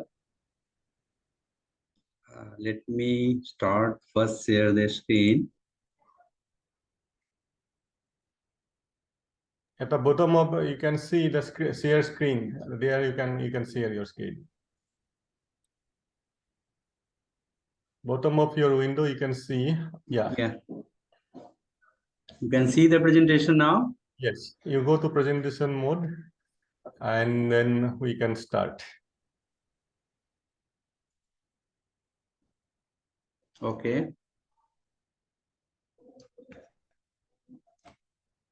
So I'm audible, clear? Yes, you are audible. Yes. And you can see the screen, right? Yes. Okay. Okay, thank you, Professor Jadhav, for giving me an opportunity to give a presentation on the industrial topic like electroless nickel, fundamental concept and recent advance. So I'll be talking about the fundamental concept, keeping in mind that many of you may be interested in research related to the industrial applications. So little bit I have included electroless nickel technology, that is the electroless plating, coating, the fundamental and recent advance. Recently, what we have done here and what is going on in the world.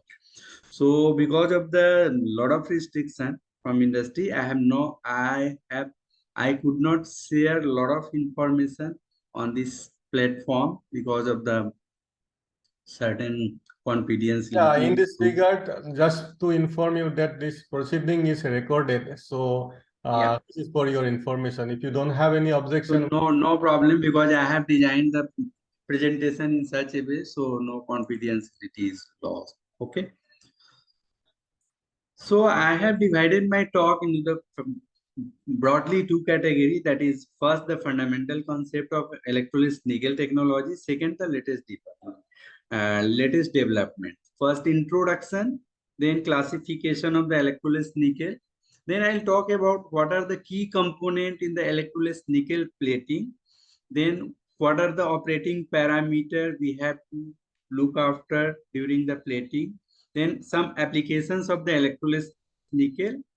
And then the second part, coming to the introduction part.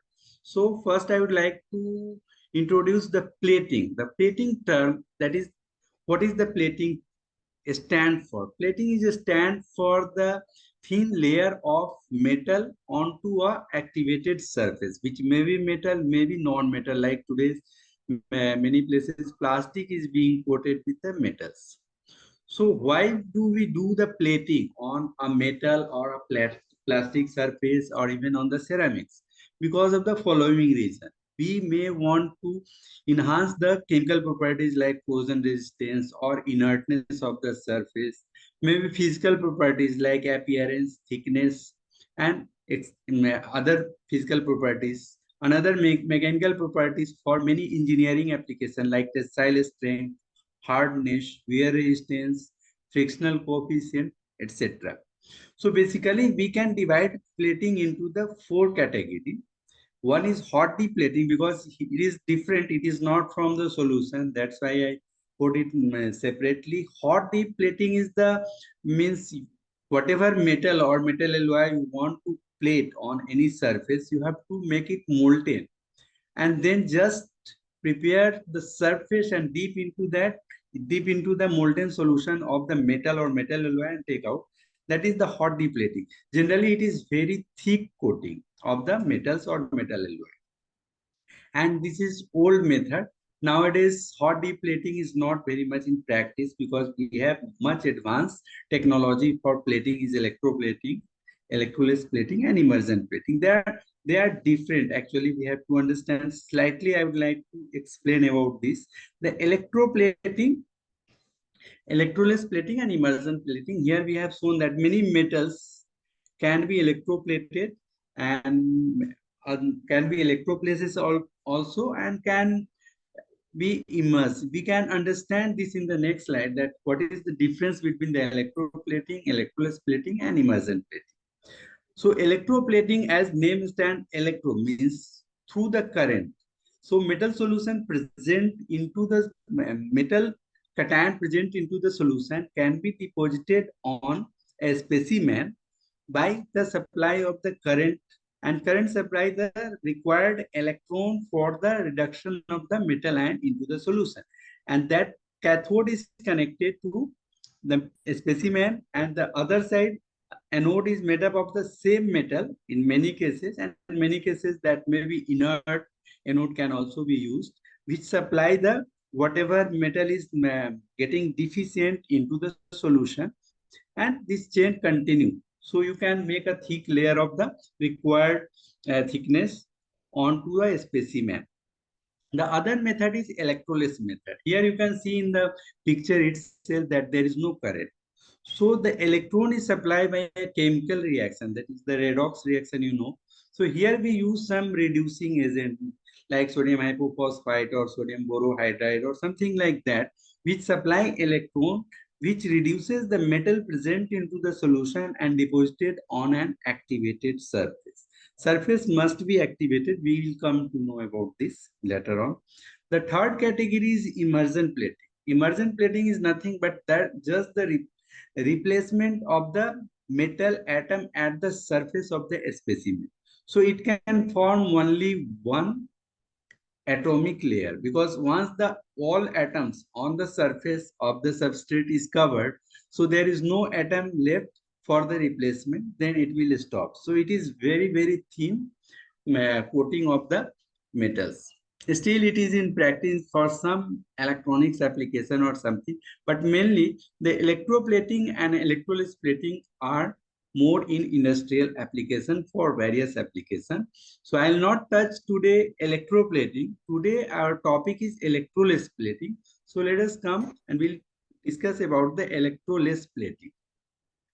So electrolysis plating is called autocatalyzed plating technique, because it once you put the substrate which is activated, then automatically the plating is started on the surface of the substrate that is metallic or maybe non-metallic but activated one, because here we are not supplying current to the specimen, so surface conductivity is not required, only requirement of the nucleation at certain point. So we can do the activation of the non-conducting by just dipping into some palladium solution or silver powder or something, so there will be some center of nucleation.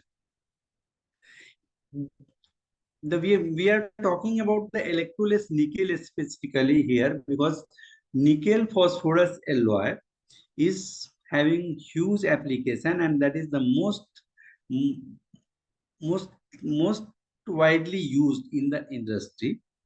Because of the following reason. One reason is the high corrosion resistance, means if we can talk in the term of NSS, neutral salt separators. So electrolysis nickel high phosphorus content may last for 1,000 hours in NSS chamber. So you can understand the corrosion resistance property of the electrolysis nickel. And they have many wide applications. I'll come again to touch about the application part. Coming to this. So as you know that electroplating and electrolysis plating, there is some difference. In electroplating, you apply the current, but in electrolysis plating, you don't need current. So current has a tendency to accumulate at the edges or at the corner. So in electroplating, the problem of the edge buildup, that is at the edges or at the outside of the corner, there will be more thickness, and other side there will be low thickness. So in electroplating, uniformity is a problem, and in many cases, because if something is cylindrical, so inside you won't get easily plated, because current will not reach there because of the screen effect. So that is the main challenge in the electroplating, which can be overcome by the electrolysis nickel plating, because electrolysis nickel it is a surface phenomena, and wherever solution can go and can exchange, it will deposit uniform coating of the nickel and phosphorus alloy. And it has more corrosion and wear resistance, because nickel phosphorus alloy is having very high wear resistance and corrosion resistance. The magnetic property, because nickel is a magnetic metal, but we are depositing here the nickel phosphorus alloy. So nickel phosphorus alloy is having different magnetic property depending on the phosphorus content into the alloy. Can come about this in the later stage. Further, the hardness after heat treatment.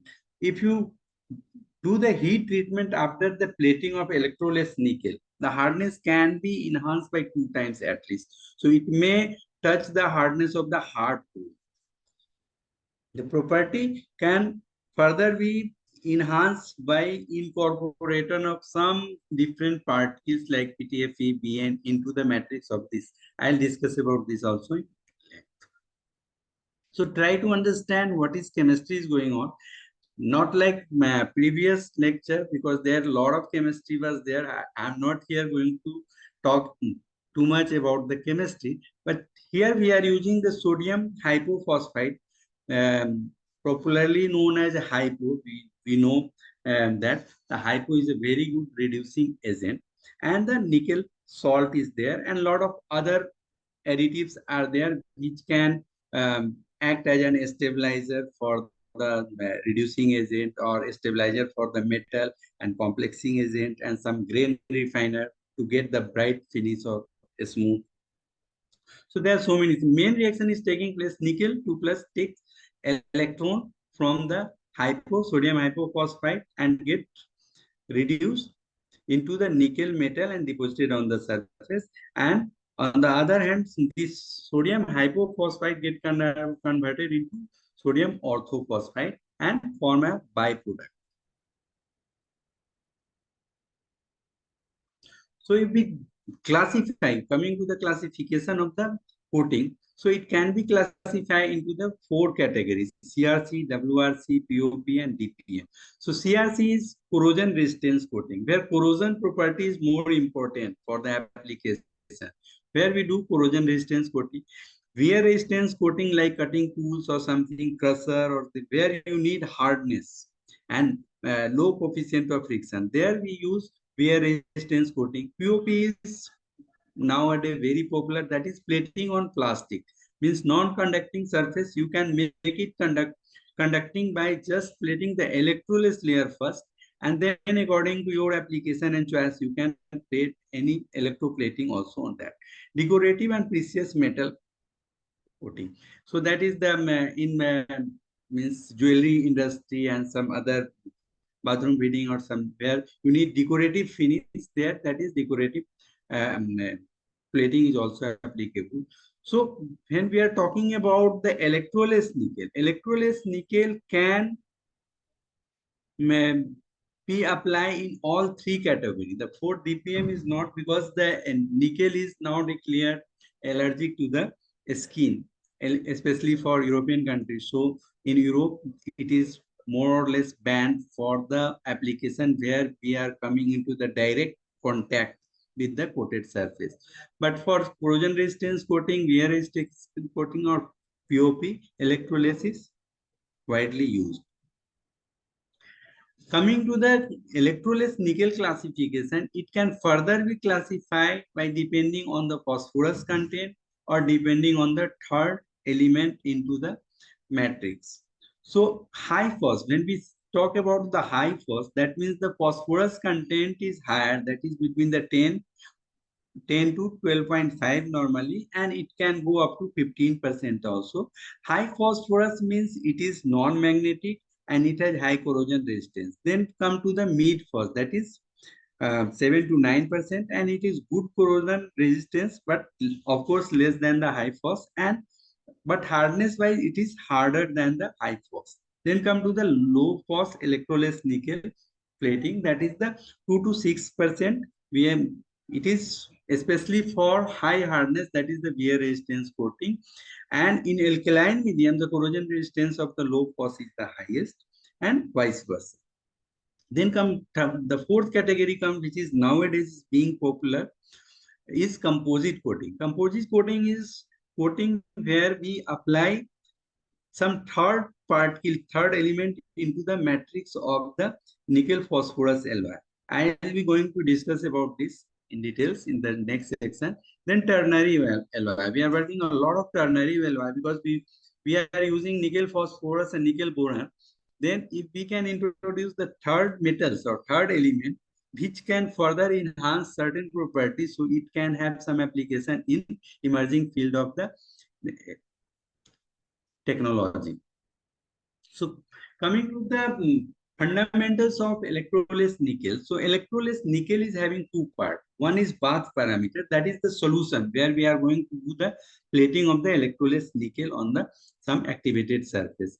So one part is the solution part, chemistry part, and other part is the operating parameters like temperature, pH, air, and this kind of thing. So one by one, I would try to explain these parameter, bath parameter first, and then we'll come to the operating parameter also.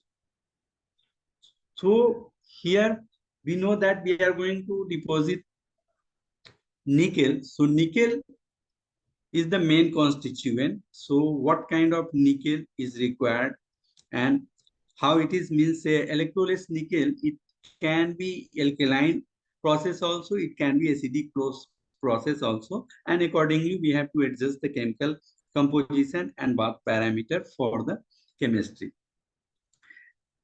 And generally, the metal content or metal concentration into the solution is maintained between 4 to 7 gram.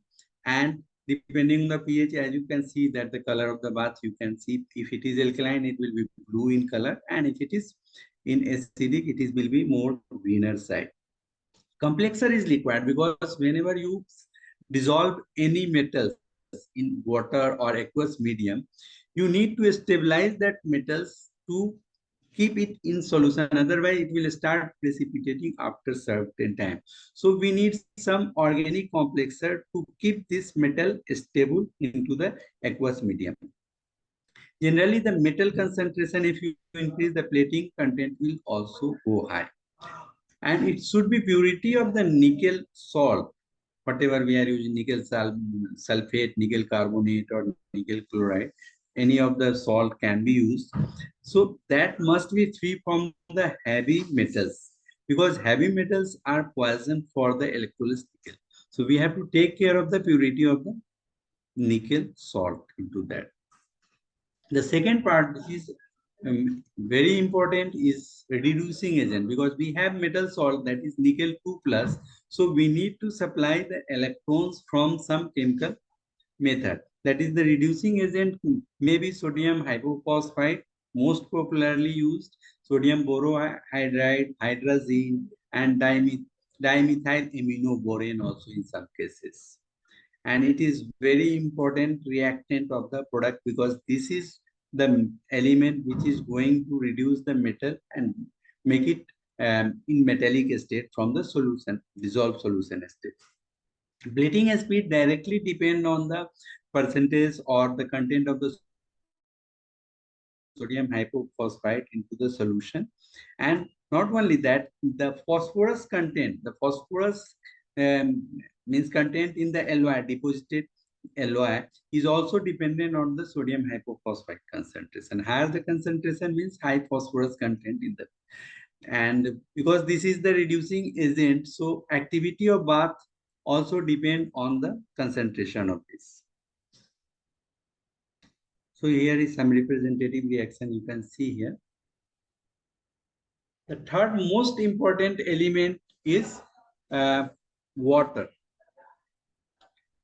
Why it is very important? Because water, you know, is a universal universal solvent. So it can have many things dissolved into it. And we know that for chemical reactions, a very small amount of any impurities can act as an inhibitor or catalyst or something, means it may have some different effect. And as I have already explained that it contains a lot of organic acids. So bacteria can also be a very, very negative factor for electrolysis nickel plating, because bacteria can eat on the organic acids. So water purity is very important, and it make most of the plating solution 70%, more than 70% part of the plating solution is made up of the water. So you can understand the importance of water.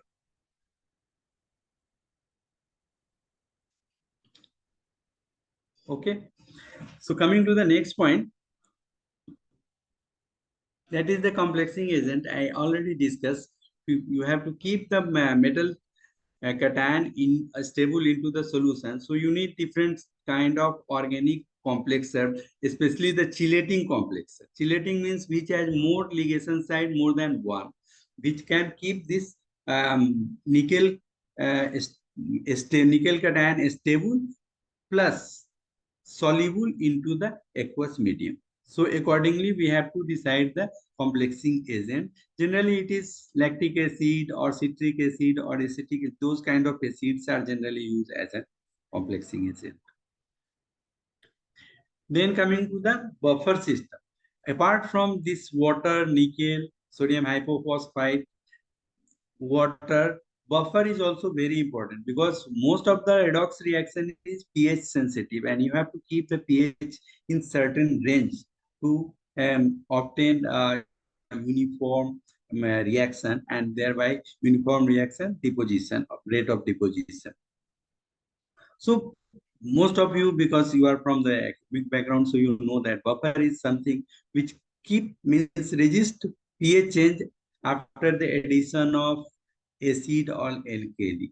So you can understand by an example that if you have without buffer and if you add little bit acid, it is going to change very quickly and it will fall down immediately. And the same place, if it is buffer system is there, then the change in the pH will be very low. And it is important to maintain a range of pH during the reaction. So buffer is also very important. Sometimes we use hybrid buffer also, the combination of 2 or 3 buffer system to maintain the pH. Apart from these important constituents, the other constituent are accelerator, inhibitor, or stabilizer, because we are going to put 2 reacting component into one solution.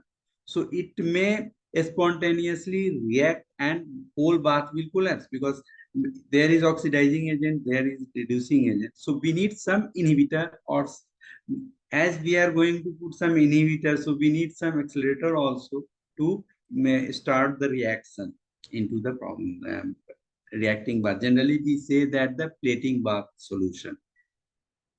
So mostly many heavy metals, many organic compounds, and many sulfides or some kind of organic acids also that can act as an stabilizer for metal cation and reducing agent also. So there is a lot of this. This may be present in bath in ppm scale, maybe not in even gram. In ppm scale, it can act as a, so you can correlate this with the lock and key principle of this catalyst. It is like a catalyst. Maybe catalyst, if it is negative, then it is inhibitor. So similarly, we have some constituent in the electroless nickel plating that is act as an accelerator or inhibitor or stabilizer. So these are also very, although it is very tiny, very small amount, but it is also very important component of an electroless plating bath.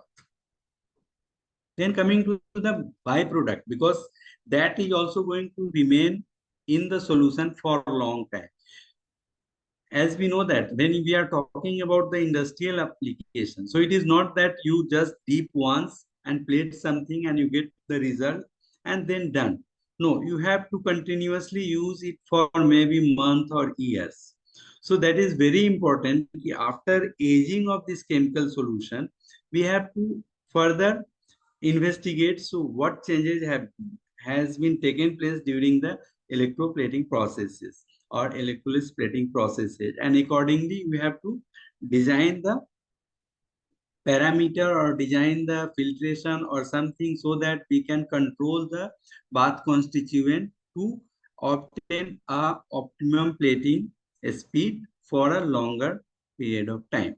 So byproduct, here we initially I have told that whenever you do chemical reaction, there is always some byproduct is also there. Here it is sodium orthophosphide, and this sodium orthophosphide is generated in that is in one way modify the plating speed, and not only that, the quality of the plating is also modified of that. So there it must be either diluted time to time, or there should be some method by which we can remove this sodium orthophosphide from the bath to maintain the quality and speed of the plating. So that also become initially it is not in bath, but after certain time, after certain days of the plating, this orthophosphide start building up. So normally in electroless nickel case, when we talk about this kind of bath where we have sodium hypophosphite and nickel sulfate kind of thing, we can run the plating bath up to 8 to 10 MTO. Metal turnover means suppose 6 gram of metal is there in 1 liter. So 6 into 8. 48 or 6 into 10, 60 gram of nickel you can plate. After that, the concentration of orthophosphide is so high, so your plating quality and speed will go down. So at that stage, either you have to discard and make up a new, chemistry, or you have to separate out this sodium orthophosphate. But till now in industry, sodium orthophosphate separation is very expensive. So people are doing the practice of replacing the bath from the new one after certain buildup. Say above 200 gram per liter orthophosphate, generally people are doing the separation. Then the other key component is plating. You come after certain time. I'm doing presentation, please. No, sorry. Come after certain.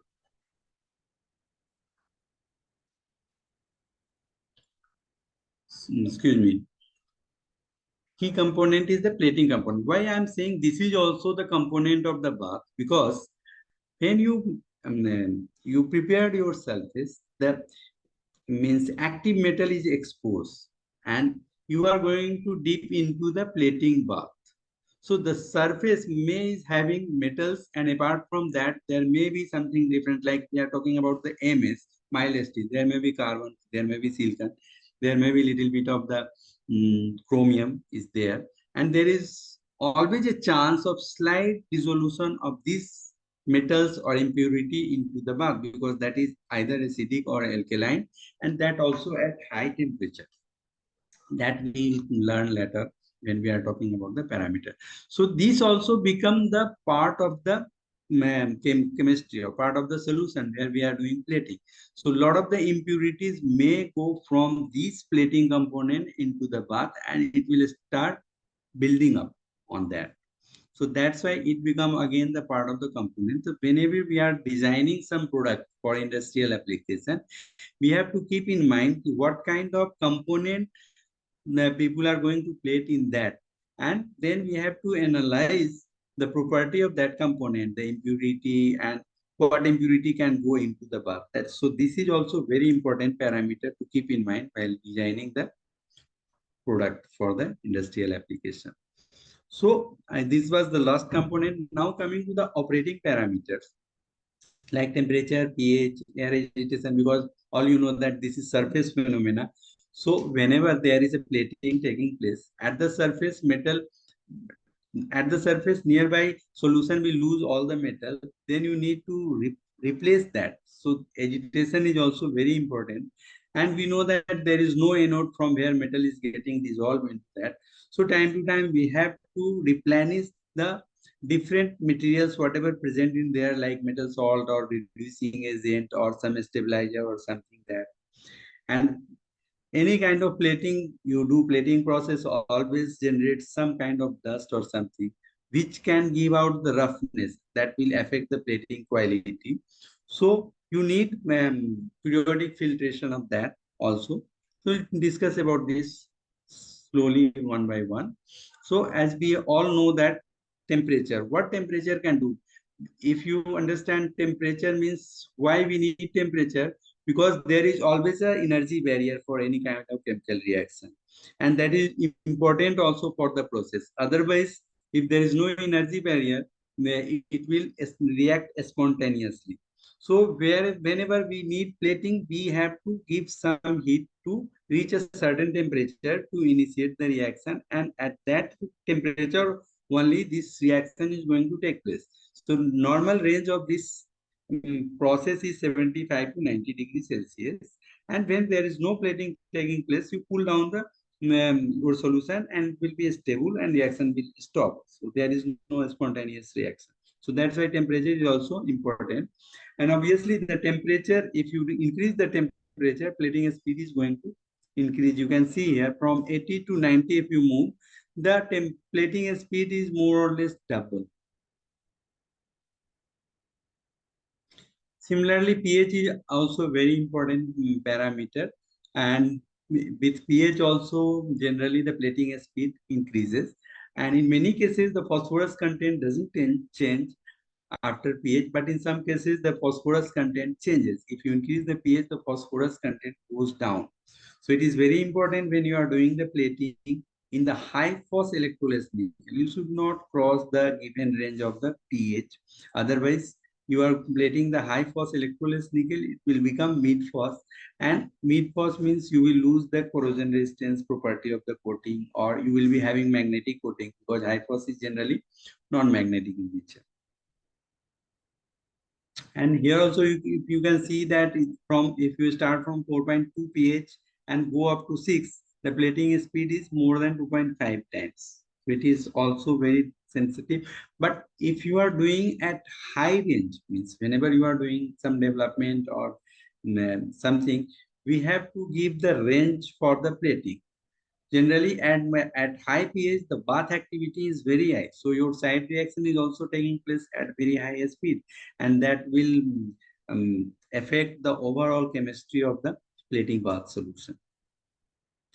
So that range, those things can be decided by the design of experiment. A lot of experiment is needed to optimize these parameters, whatever bath parameter I am saying or operating parameter. You can see here in one cases, I have seen the last slide that there is no impact on the phosphorus content, but we have one product during development, we come to know that in the same solution, just by changing the pH, you can have low phos, mid phos and high phos, because the phosphorus range can go up to 10.4, means 10, above 10, that is at 4 pH. And if you go at 6, below 6, it will be less than 3% phosphorus. When we talk about the phosphorus, that is in weight percentage. So this is also interesting that in one pot you can do mid phos, low phos, high phos, all kind of thing.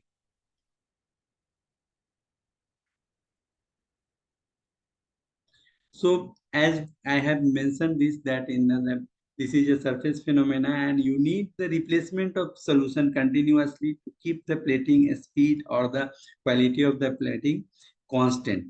If we won't give any kind of agitation, so solution at the surface will not be changed, and in that case you won't get a very uniform thickness or uniform alveolar distribution. So it is important to maintain certain kind of agitation into the bath. By it may be air agitation, or it may be mechanical movement of the species which we are going to plate, or it may be just pump out the solution to maintain the homogeneous concentration throughout the solution.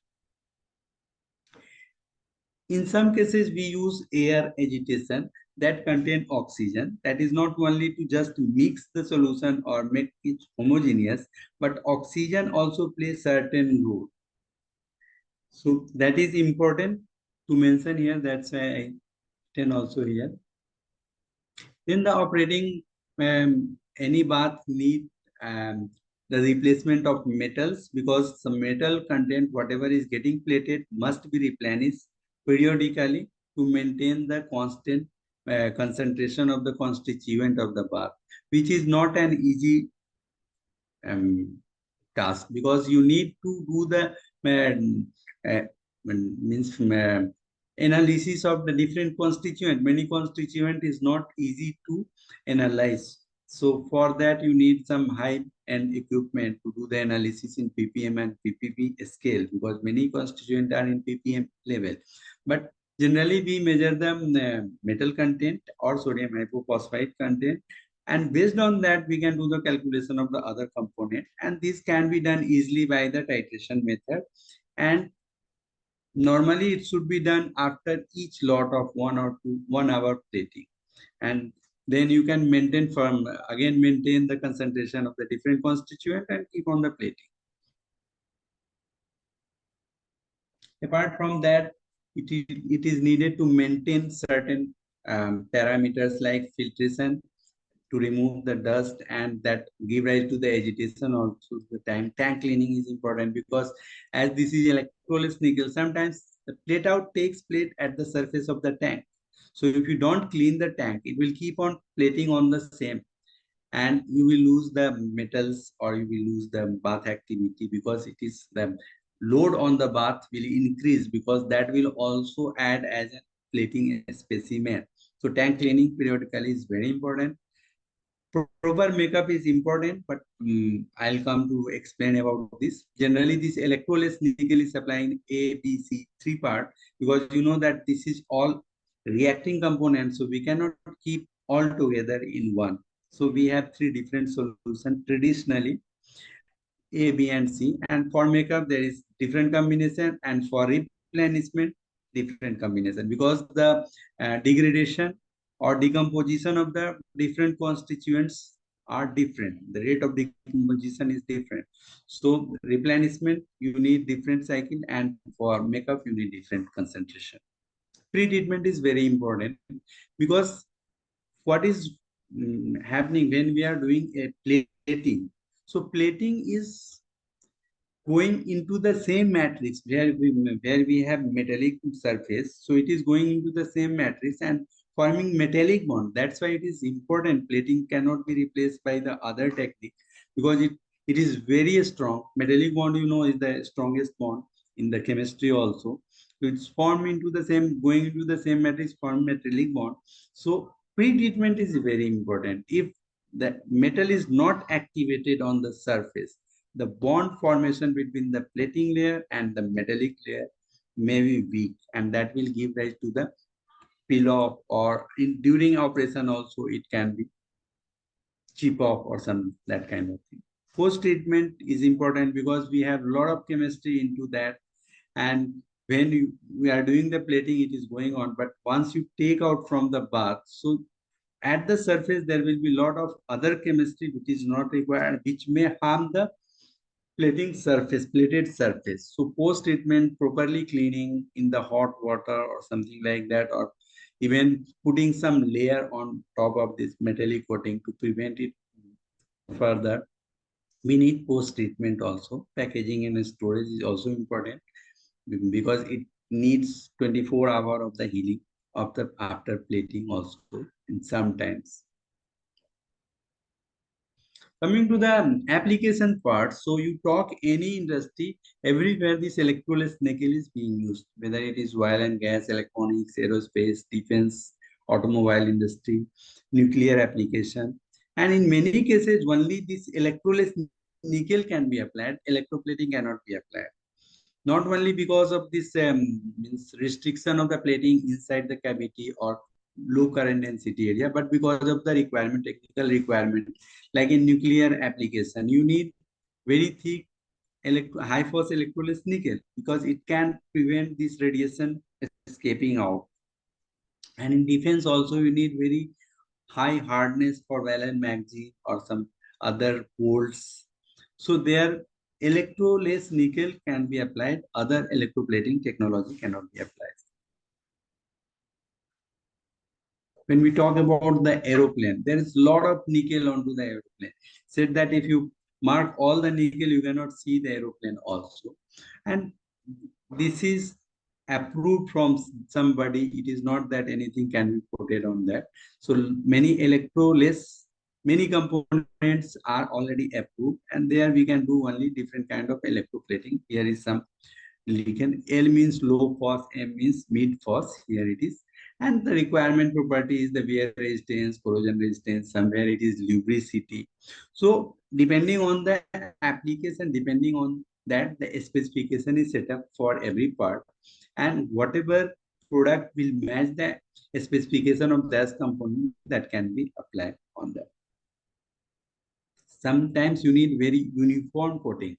Like say, for example, if you are going to plate on piston, and if you don't want to rework after plating, so it should be very uniform. There also you can apply electroless nickel with very good agitation. You will get very, very uniform thickness all over the places. Some space application also, this electroless is approved, and many places we are using this high phos, low phos electroless nickel. Even this what we can say Chandrayaan, there's a lot of electroless nickel platings there. Similarly, we have petrochemical industry, automobile industry. There are also a lot of electroless nickel is being used. And then some electronic industries like you can say that memory chips, they are all electroless nickel is there. And this originally this piston kind of thing, hard chrome is being used, but nowadays people are replacing this hard chrome by electroless nickel, because hard chrome is very hazardous and carcinogenic because it is plated from the solution of chrome 6 salt. So that is important to replace it in coming days.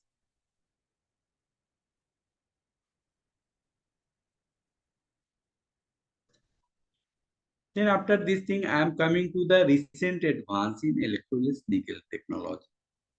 So little bit I will just talk about this so that anyone is interested in the electroless nickel research, they can get some idea about what kind of things is going on and what they can develop which can be applied into the industry.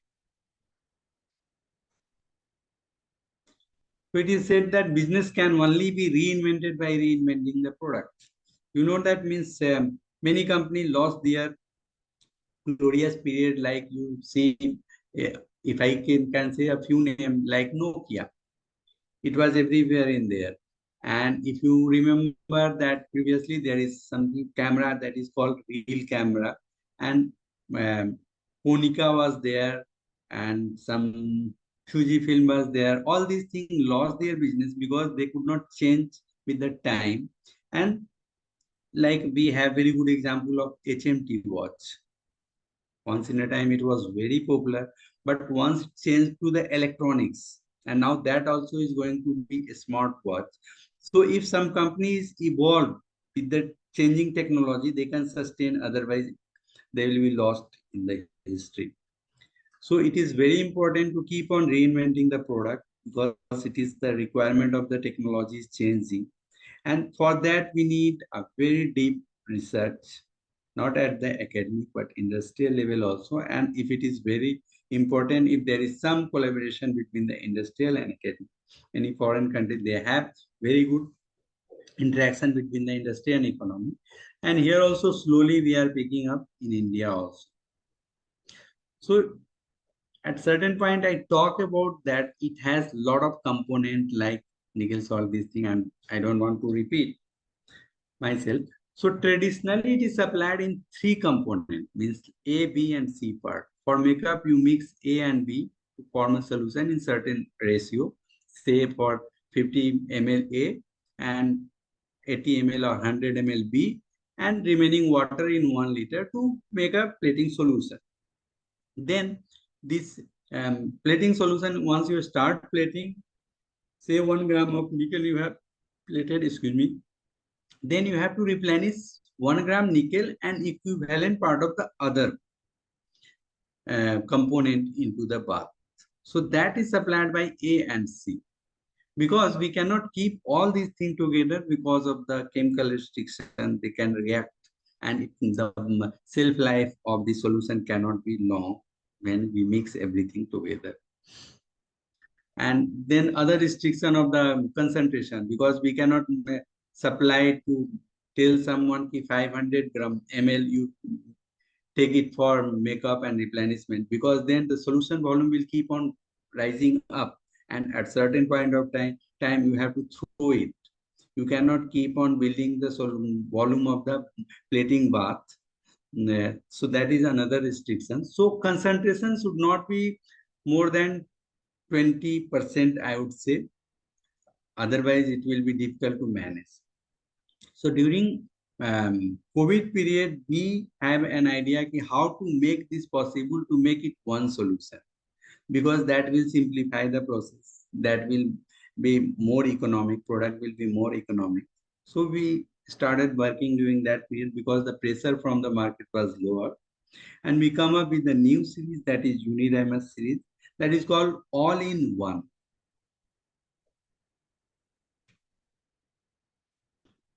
So I'll talk a little bit about that. So what we have to take care there, that we are putting 2 reacting, say we are putting metal and reducing agents.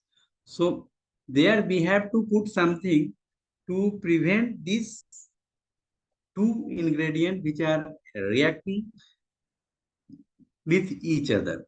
That's why we need different kind of stabilizer here. One stabilizer to prevent metal getting reduced, and another stabilizer to keep this sodium hypophosphite unreacted.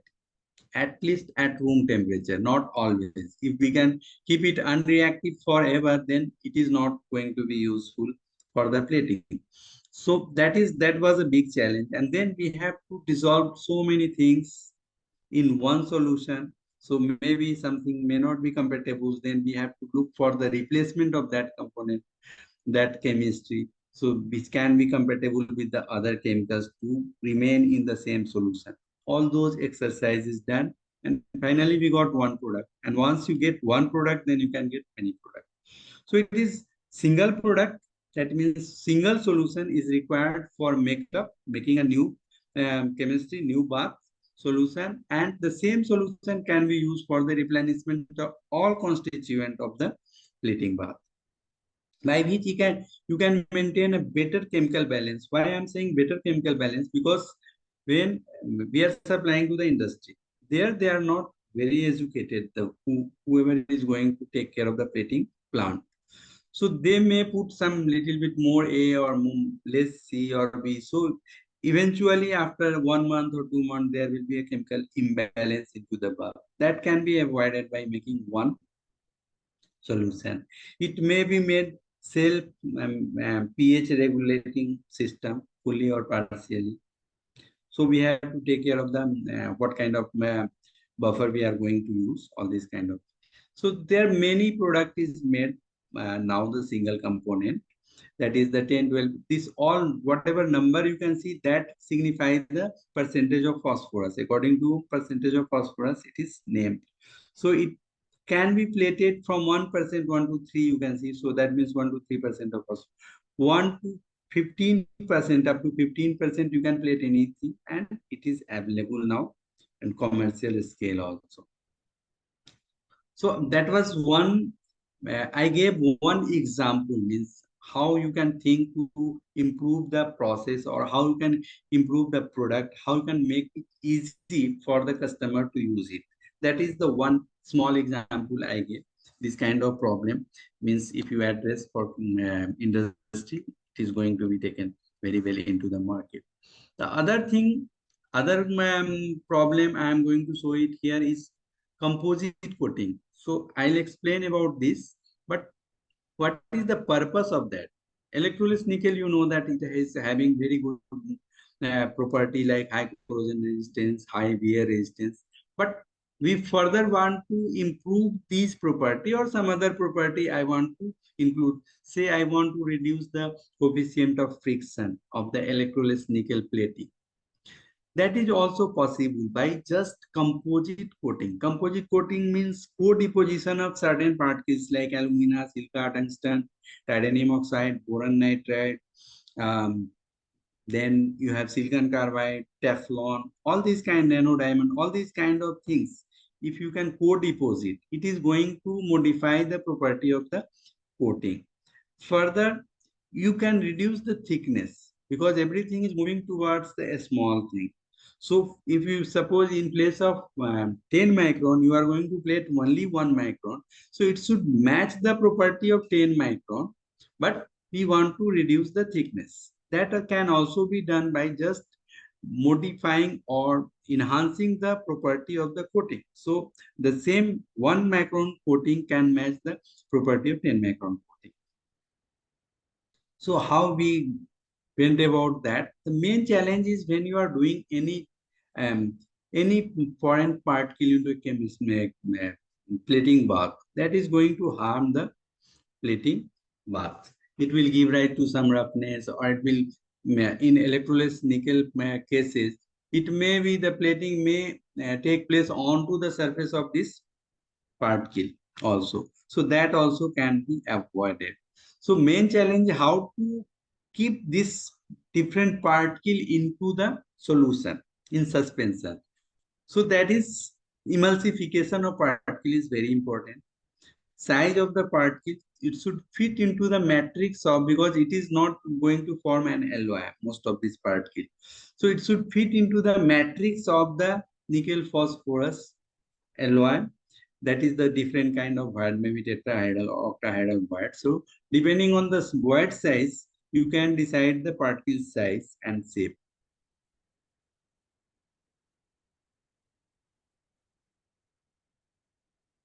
And after that, because when you are going to emulsification, you are doing a lot of surfactant going to be used in the emulsification, or maybe some different constituent also to emulsify the particle.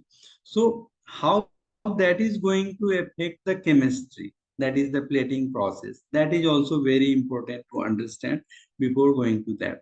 So practically many particle or any particle can be co-deposit, but it is not possible all the time. So that is also big thing, and not possible for industrial scale. Maybe for a small scale we can do, but when you go industrial scale for continuous process, it is difficult to maintain that.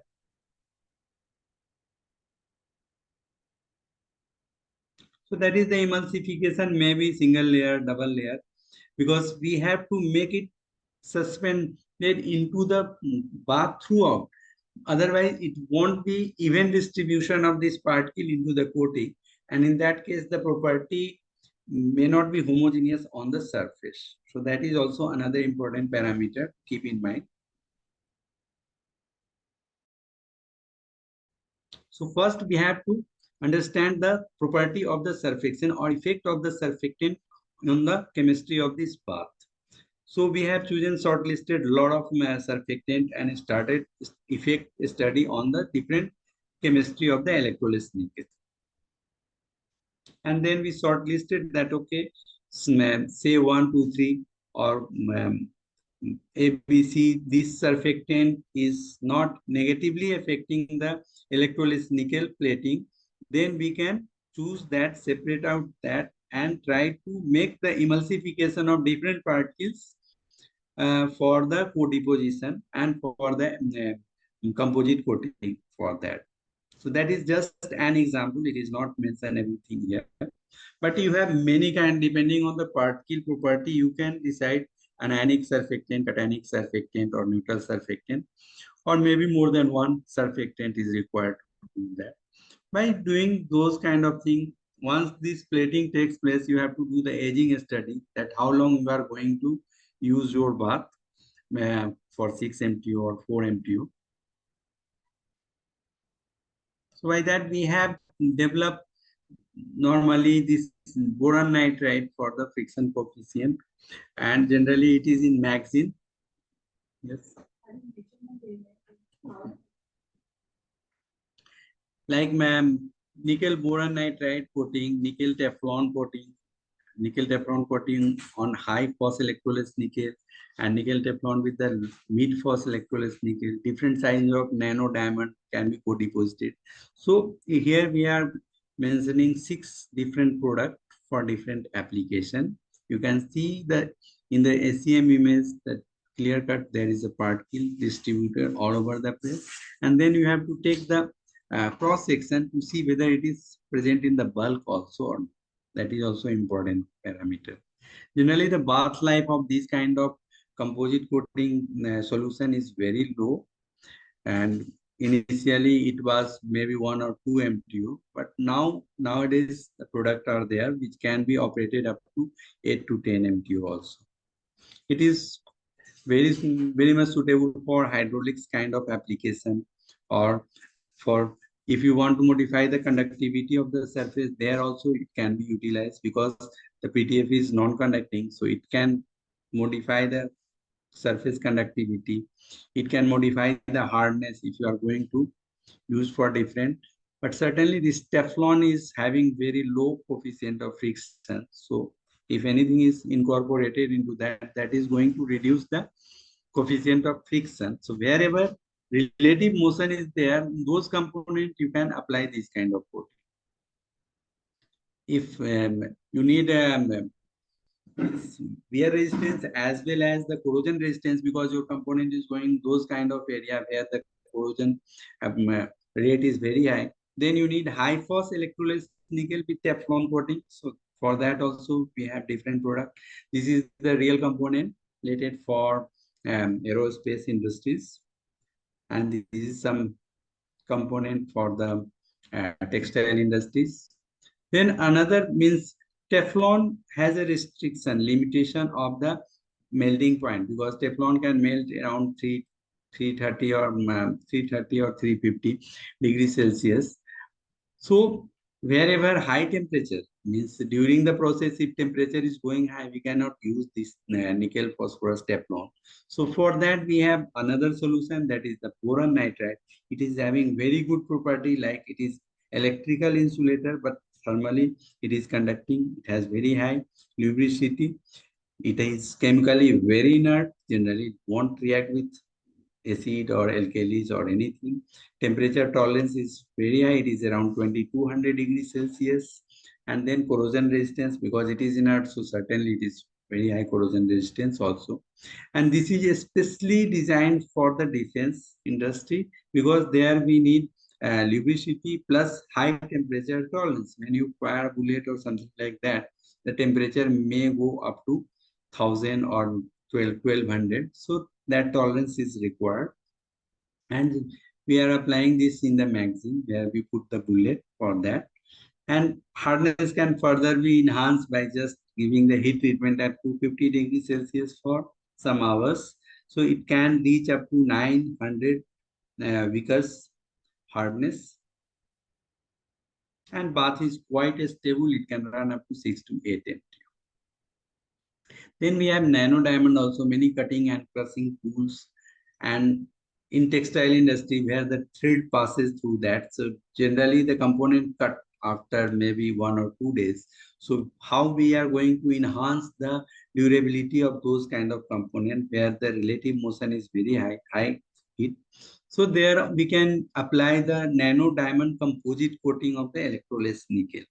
So the same procedure, you have to do the emulsification of the nano diamond part kit, and then so you have to add certain amount of this emulsified nano diamond into the electroless nickel plating solution and co-deposit uniformly. You can see here one plate and this other one is inside that. So sometimes you need the rough surface with the nano diamond. There you can use some crystalline kind of thing. Otherwise, amorphous nano diamond is also there. And we all know that hardness of the nano diamond is the highest. So it has also very high-end application. Then nano diamond is very expensive. So there must be some other also there which can be used for not so expensive component like silicon carbide. So this silicon carbide is the second in the hardness other than nano diamond. So this can also be co-deposited, and it is having very high melting point, more than 1500, and hardness value we can achieve more than hard chrome with the co-deposition of silicon carbide into that. It is around 12 to 13% weaker hardness. It is suitable for high temperature application. And it is very cost effective. If you compare with the nano diamond, the cost of the silicon carbide is very low. And you will get this more or less similar kind of property as from the nano diamond. Here is some experiment done with the nano diamond and the silicon carbide. You can see their properties, means wear resistance is very high, although this wear resistance of the silicon carbide is lower than the wear resistance of nano diamond. And this can be changed only if you go with the only electroless, then it has enhanced in all the cases, whether it is Teflon or boron nitride or silicon carbide. So nowadays this demand of this composite coating is increasing. So talk about this composite coating, you can have this kind of property also. You can see how the Dr. Haritosh, composite. I'm sorry Yes, for interruption. How much time you will need? Because we have, yes, I'm going to conclude. I'm going to we conclude. I have to have keep some time for interaction with the students if they are, yeah. Just that will be in more maybe productive. next 5 minutes, I'm going to less than 5 minutes. I'm going to conclude. Okay. I'm at the end of my slides. Okay. So here is the list of the property you can see here. So you may, this slide will be available for my audience. May I ask you, Dr. Jadhav? If you share, Hello? then we will be able to share. Otherwise, no. If you can share, then that. You can share, no problem. You can share it, no problem. Okay. So here the properties there, I'm skipping that because if someone is interested, then they can go for it. Application I have already discussed during this procedures. I am skipping this also. And hexachrome is that is the hard chrome. Generally, this hard chrome is now being banned in many places from the plating because of their carcinogenic problem. So here, whatever we discuss about the electroless nickel, that may be a potential candidate to replace the hard chrome. The only thing is that this electroless nickel is slightly higher, expensive than the hard chrome. That's why. But once it is completely banned, then there is no option but to opt for the electroless nickel plating. So this also I am. Yes. So we have discussed about this electroless nickel fundamentals, then some recent development of how from 3 component we move towards the 1 component, that is 1 pack for the electroless nickel, and how we have further enhanced the property of the electroless nickel by incorporation of different particle into the matrix of the plating. That is the another part. Then it can further be enhanced. This is just for the interest of the academic research. If someone is looking for, we can incorporate the third metals also. So by that we can change the appearance, that is the color or different property of that, maybe from 4D or maybe from lanthanides group. You can add some metals to modify the property of the electroless nickel. That is also possible. So any question? Yeah, thank you. So students, mostly, and for you, those are looking for industry. So you can ask the question. It's open for discussion now. I'll not ask at this moment. I have a couple of questions. Maybe I'll ask at the end. Maybe host also, maybe Dr. Vishal is there. If you want to ask some questions, then you can ask. So if you don't ask, then I will understand that either you have not understand or you No, understand everything. No. So that's actually it's absolutely a fine, very informative. Like mostly because for an academicians like us, so it's absolutely vital informations. So what industry people wants from us, and I think I can see from your presentations like how the simple chemistry can make some complicated process very easy. Application, yes, sir. And that's why I thought, as you were saying, there should be a very like positive collaboration between the industry and academic institute. And initially it was like it is in foreign countries, but right now in India also it is started. And Yes. with the with implementation of this new education policy, I think that we are also looking forward for this more collaborations. And I absolutely I'm very much thankful to you, Professor, for this valuable talk. Thank you. Thank you.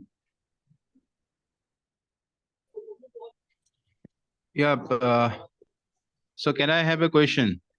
Yes, sure. Yeah, please, you can switch Yeah. on your video and you can ask. So this nickel phosphide, can you have nowadays 3D printing design of this nickel phosphide for industrial application? Can Yes. you please introduce first yourself? You are calling from? Yeah. Myself, Dr. Kusum Bania from Department of Chemical Sciences, Tezpur University. Yeah, that is possible for 3D printing also. Okay, so have it been implemented for some purpose currently in some? Here I have not seen any customer from those kind of application, but this is possible for 3D because I have seen this nickel coating in some 3D. Okay, so and you talk about the pH variation. So this is only to prevent the corrosion effect, or there is some other effect which can control the growth of nickel phosphide? No, it is a pH variation actually when we are going to talk about some process. So there is some pH range was given there because you need to maintain those pH to maintain the plating speed, to maintain the phosphorus content into that. That means phosphorus content very much dictate the property of the deposition. So if you change the pH, maybe the phosphorus content may change, or the crystal formation, that may be the crystal formation, the type of the crystal packing will change. So that is also going to affect the property, final property of the But in your slide, I have seen most of the pH are below 7, and you achieve the maximum activity nearly at 6.5 or Yes. something. That is Yeah, just so an is example there any I have effect of? given. Okay, so Yeah, can please you so will be there some problem if it goes beyond 8 or 9 in some basic pH range? No, but there is some process which can be operated in basic pH. I have not shown that Okay. process. Otherwise, either you Okay. can go in alkaline or acidic. Then only this bath will be stable. If you go near neutral pH is more challenging because it will start precipitation. So you can have Okay. a pH more than 9, 10, or you can have pH around 5 or less than that. Okay, thank you. It's a nice talk. Thank you. Thank you. Students, or maybe research scholars, if you are looking for it.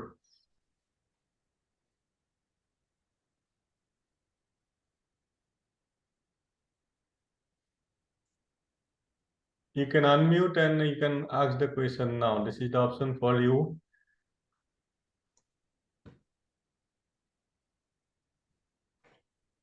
If not many questions are there from the audience, then I have a couple of questions.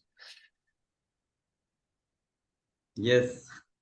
The first question is that electrolysis plating, electroplating. The main difference is that you directly deposit onto the material. Means your required product. But electrolysis, there is no control over it because you can deposit on the surface of the bath also. So how you control that? That's why I talk about the constituent like inhibitor.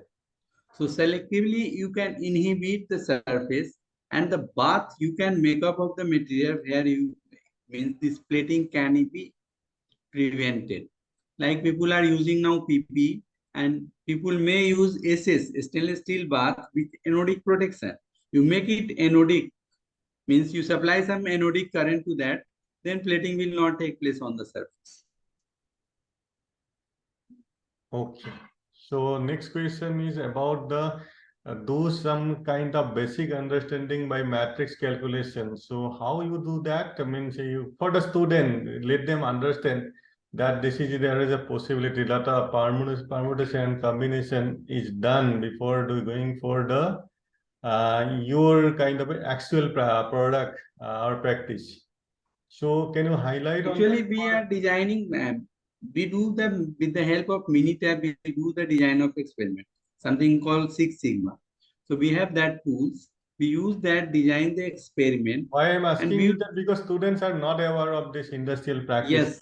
So main thing is whenever you discover something, so same process should be repeated for say several times, 100 times, 200 times. If you are looking for industrial application.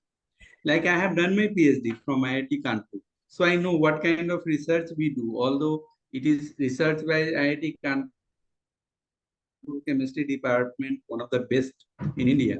But we just produce something 1 or 2 times, do the characterization and everything, some activity and publish paper.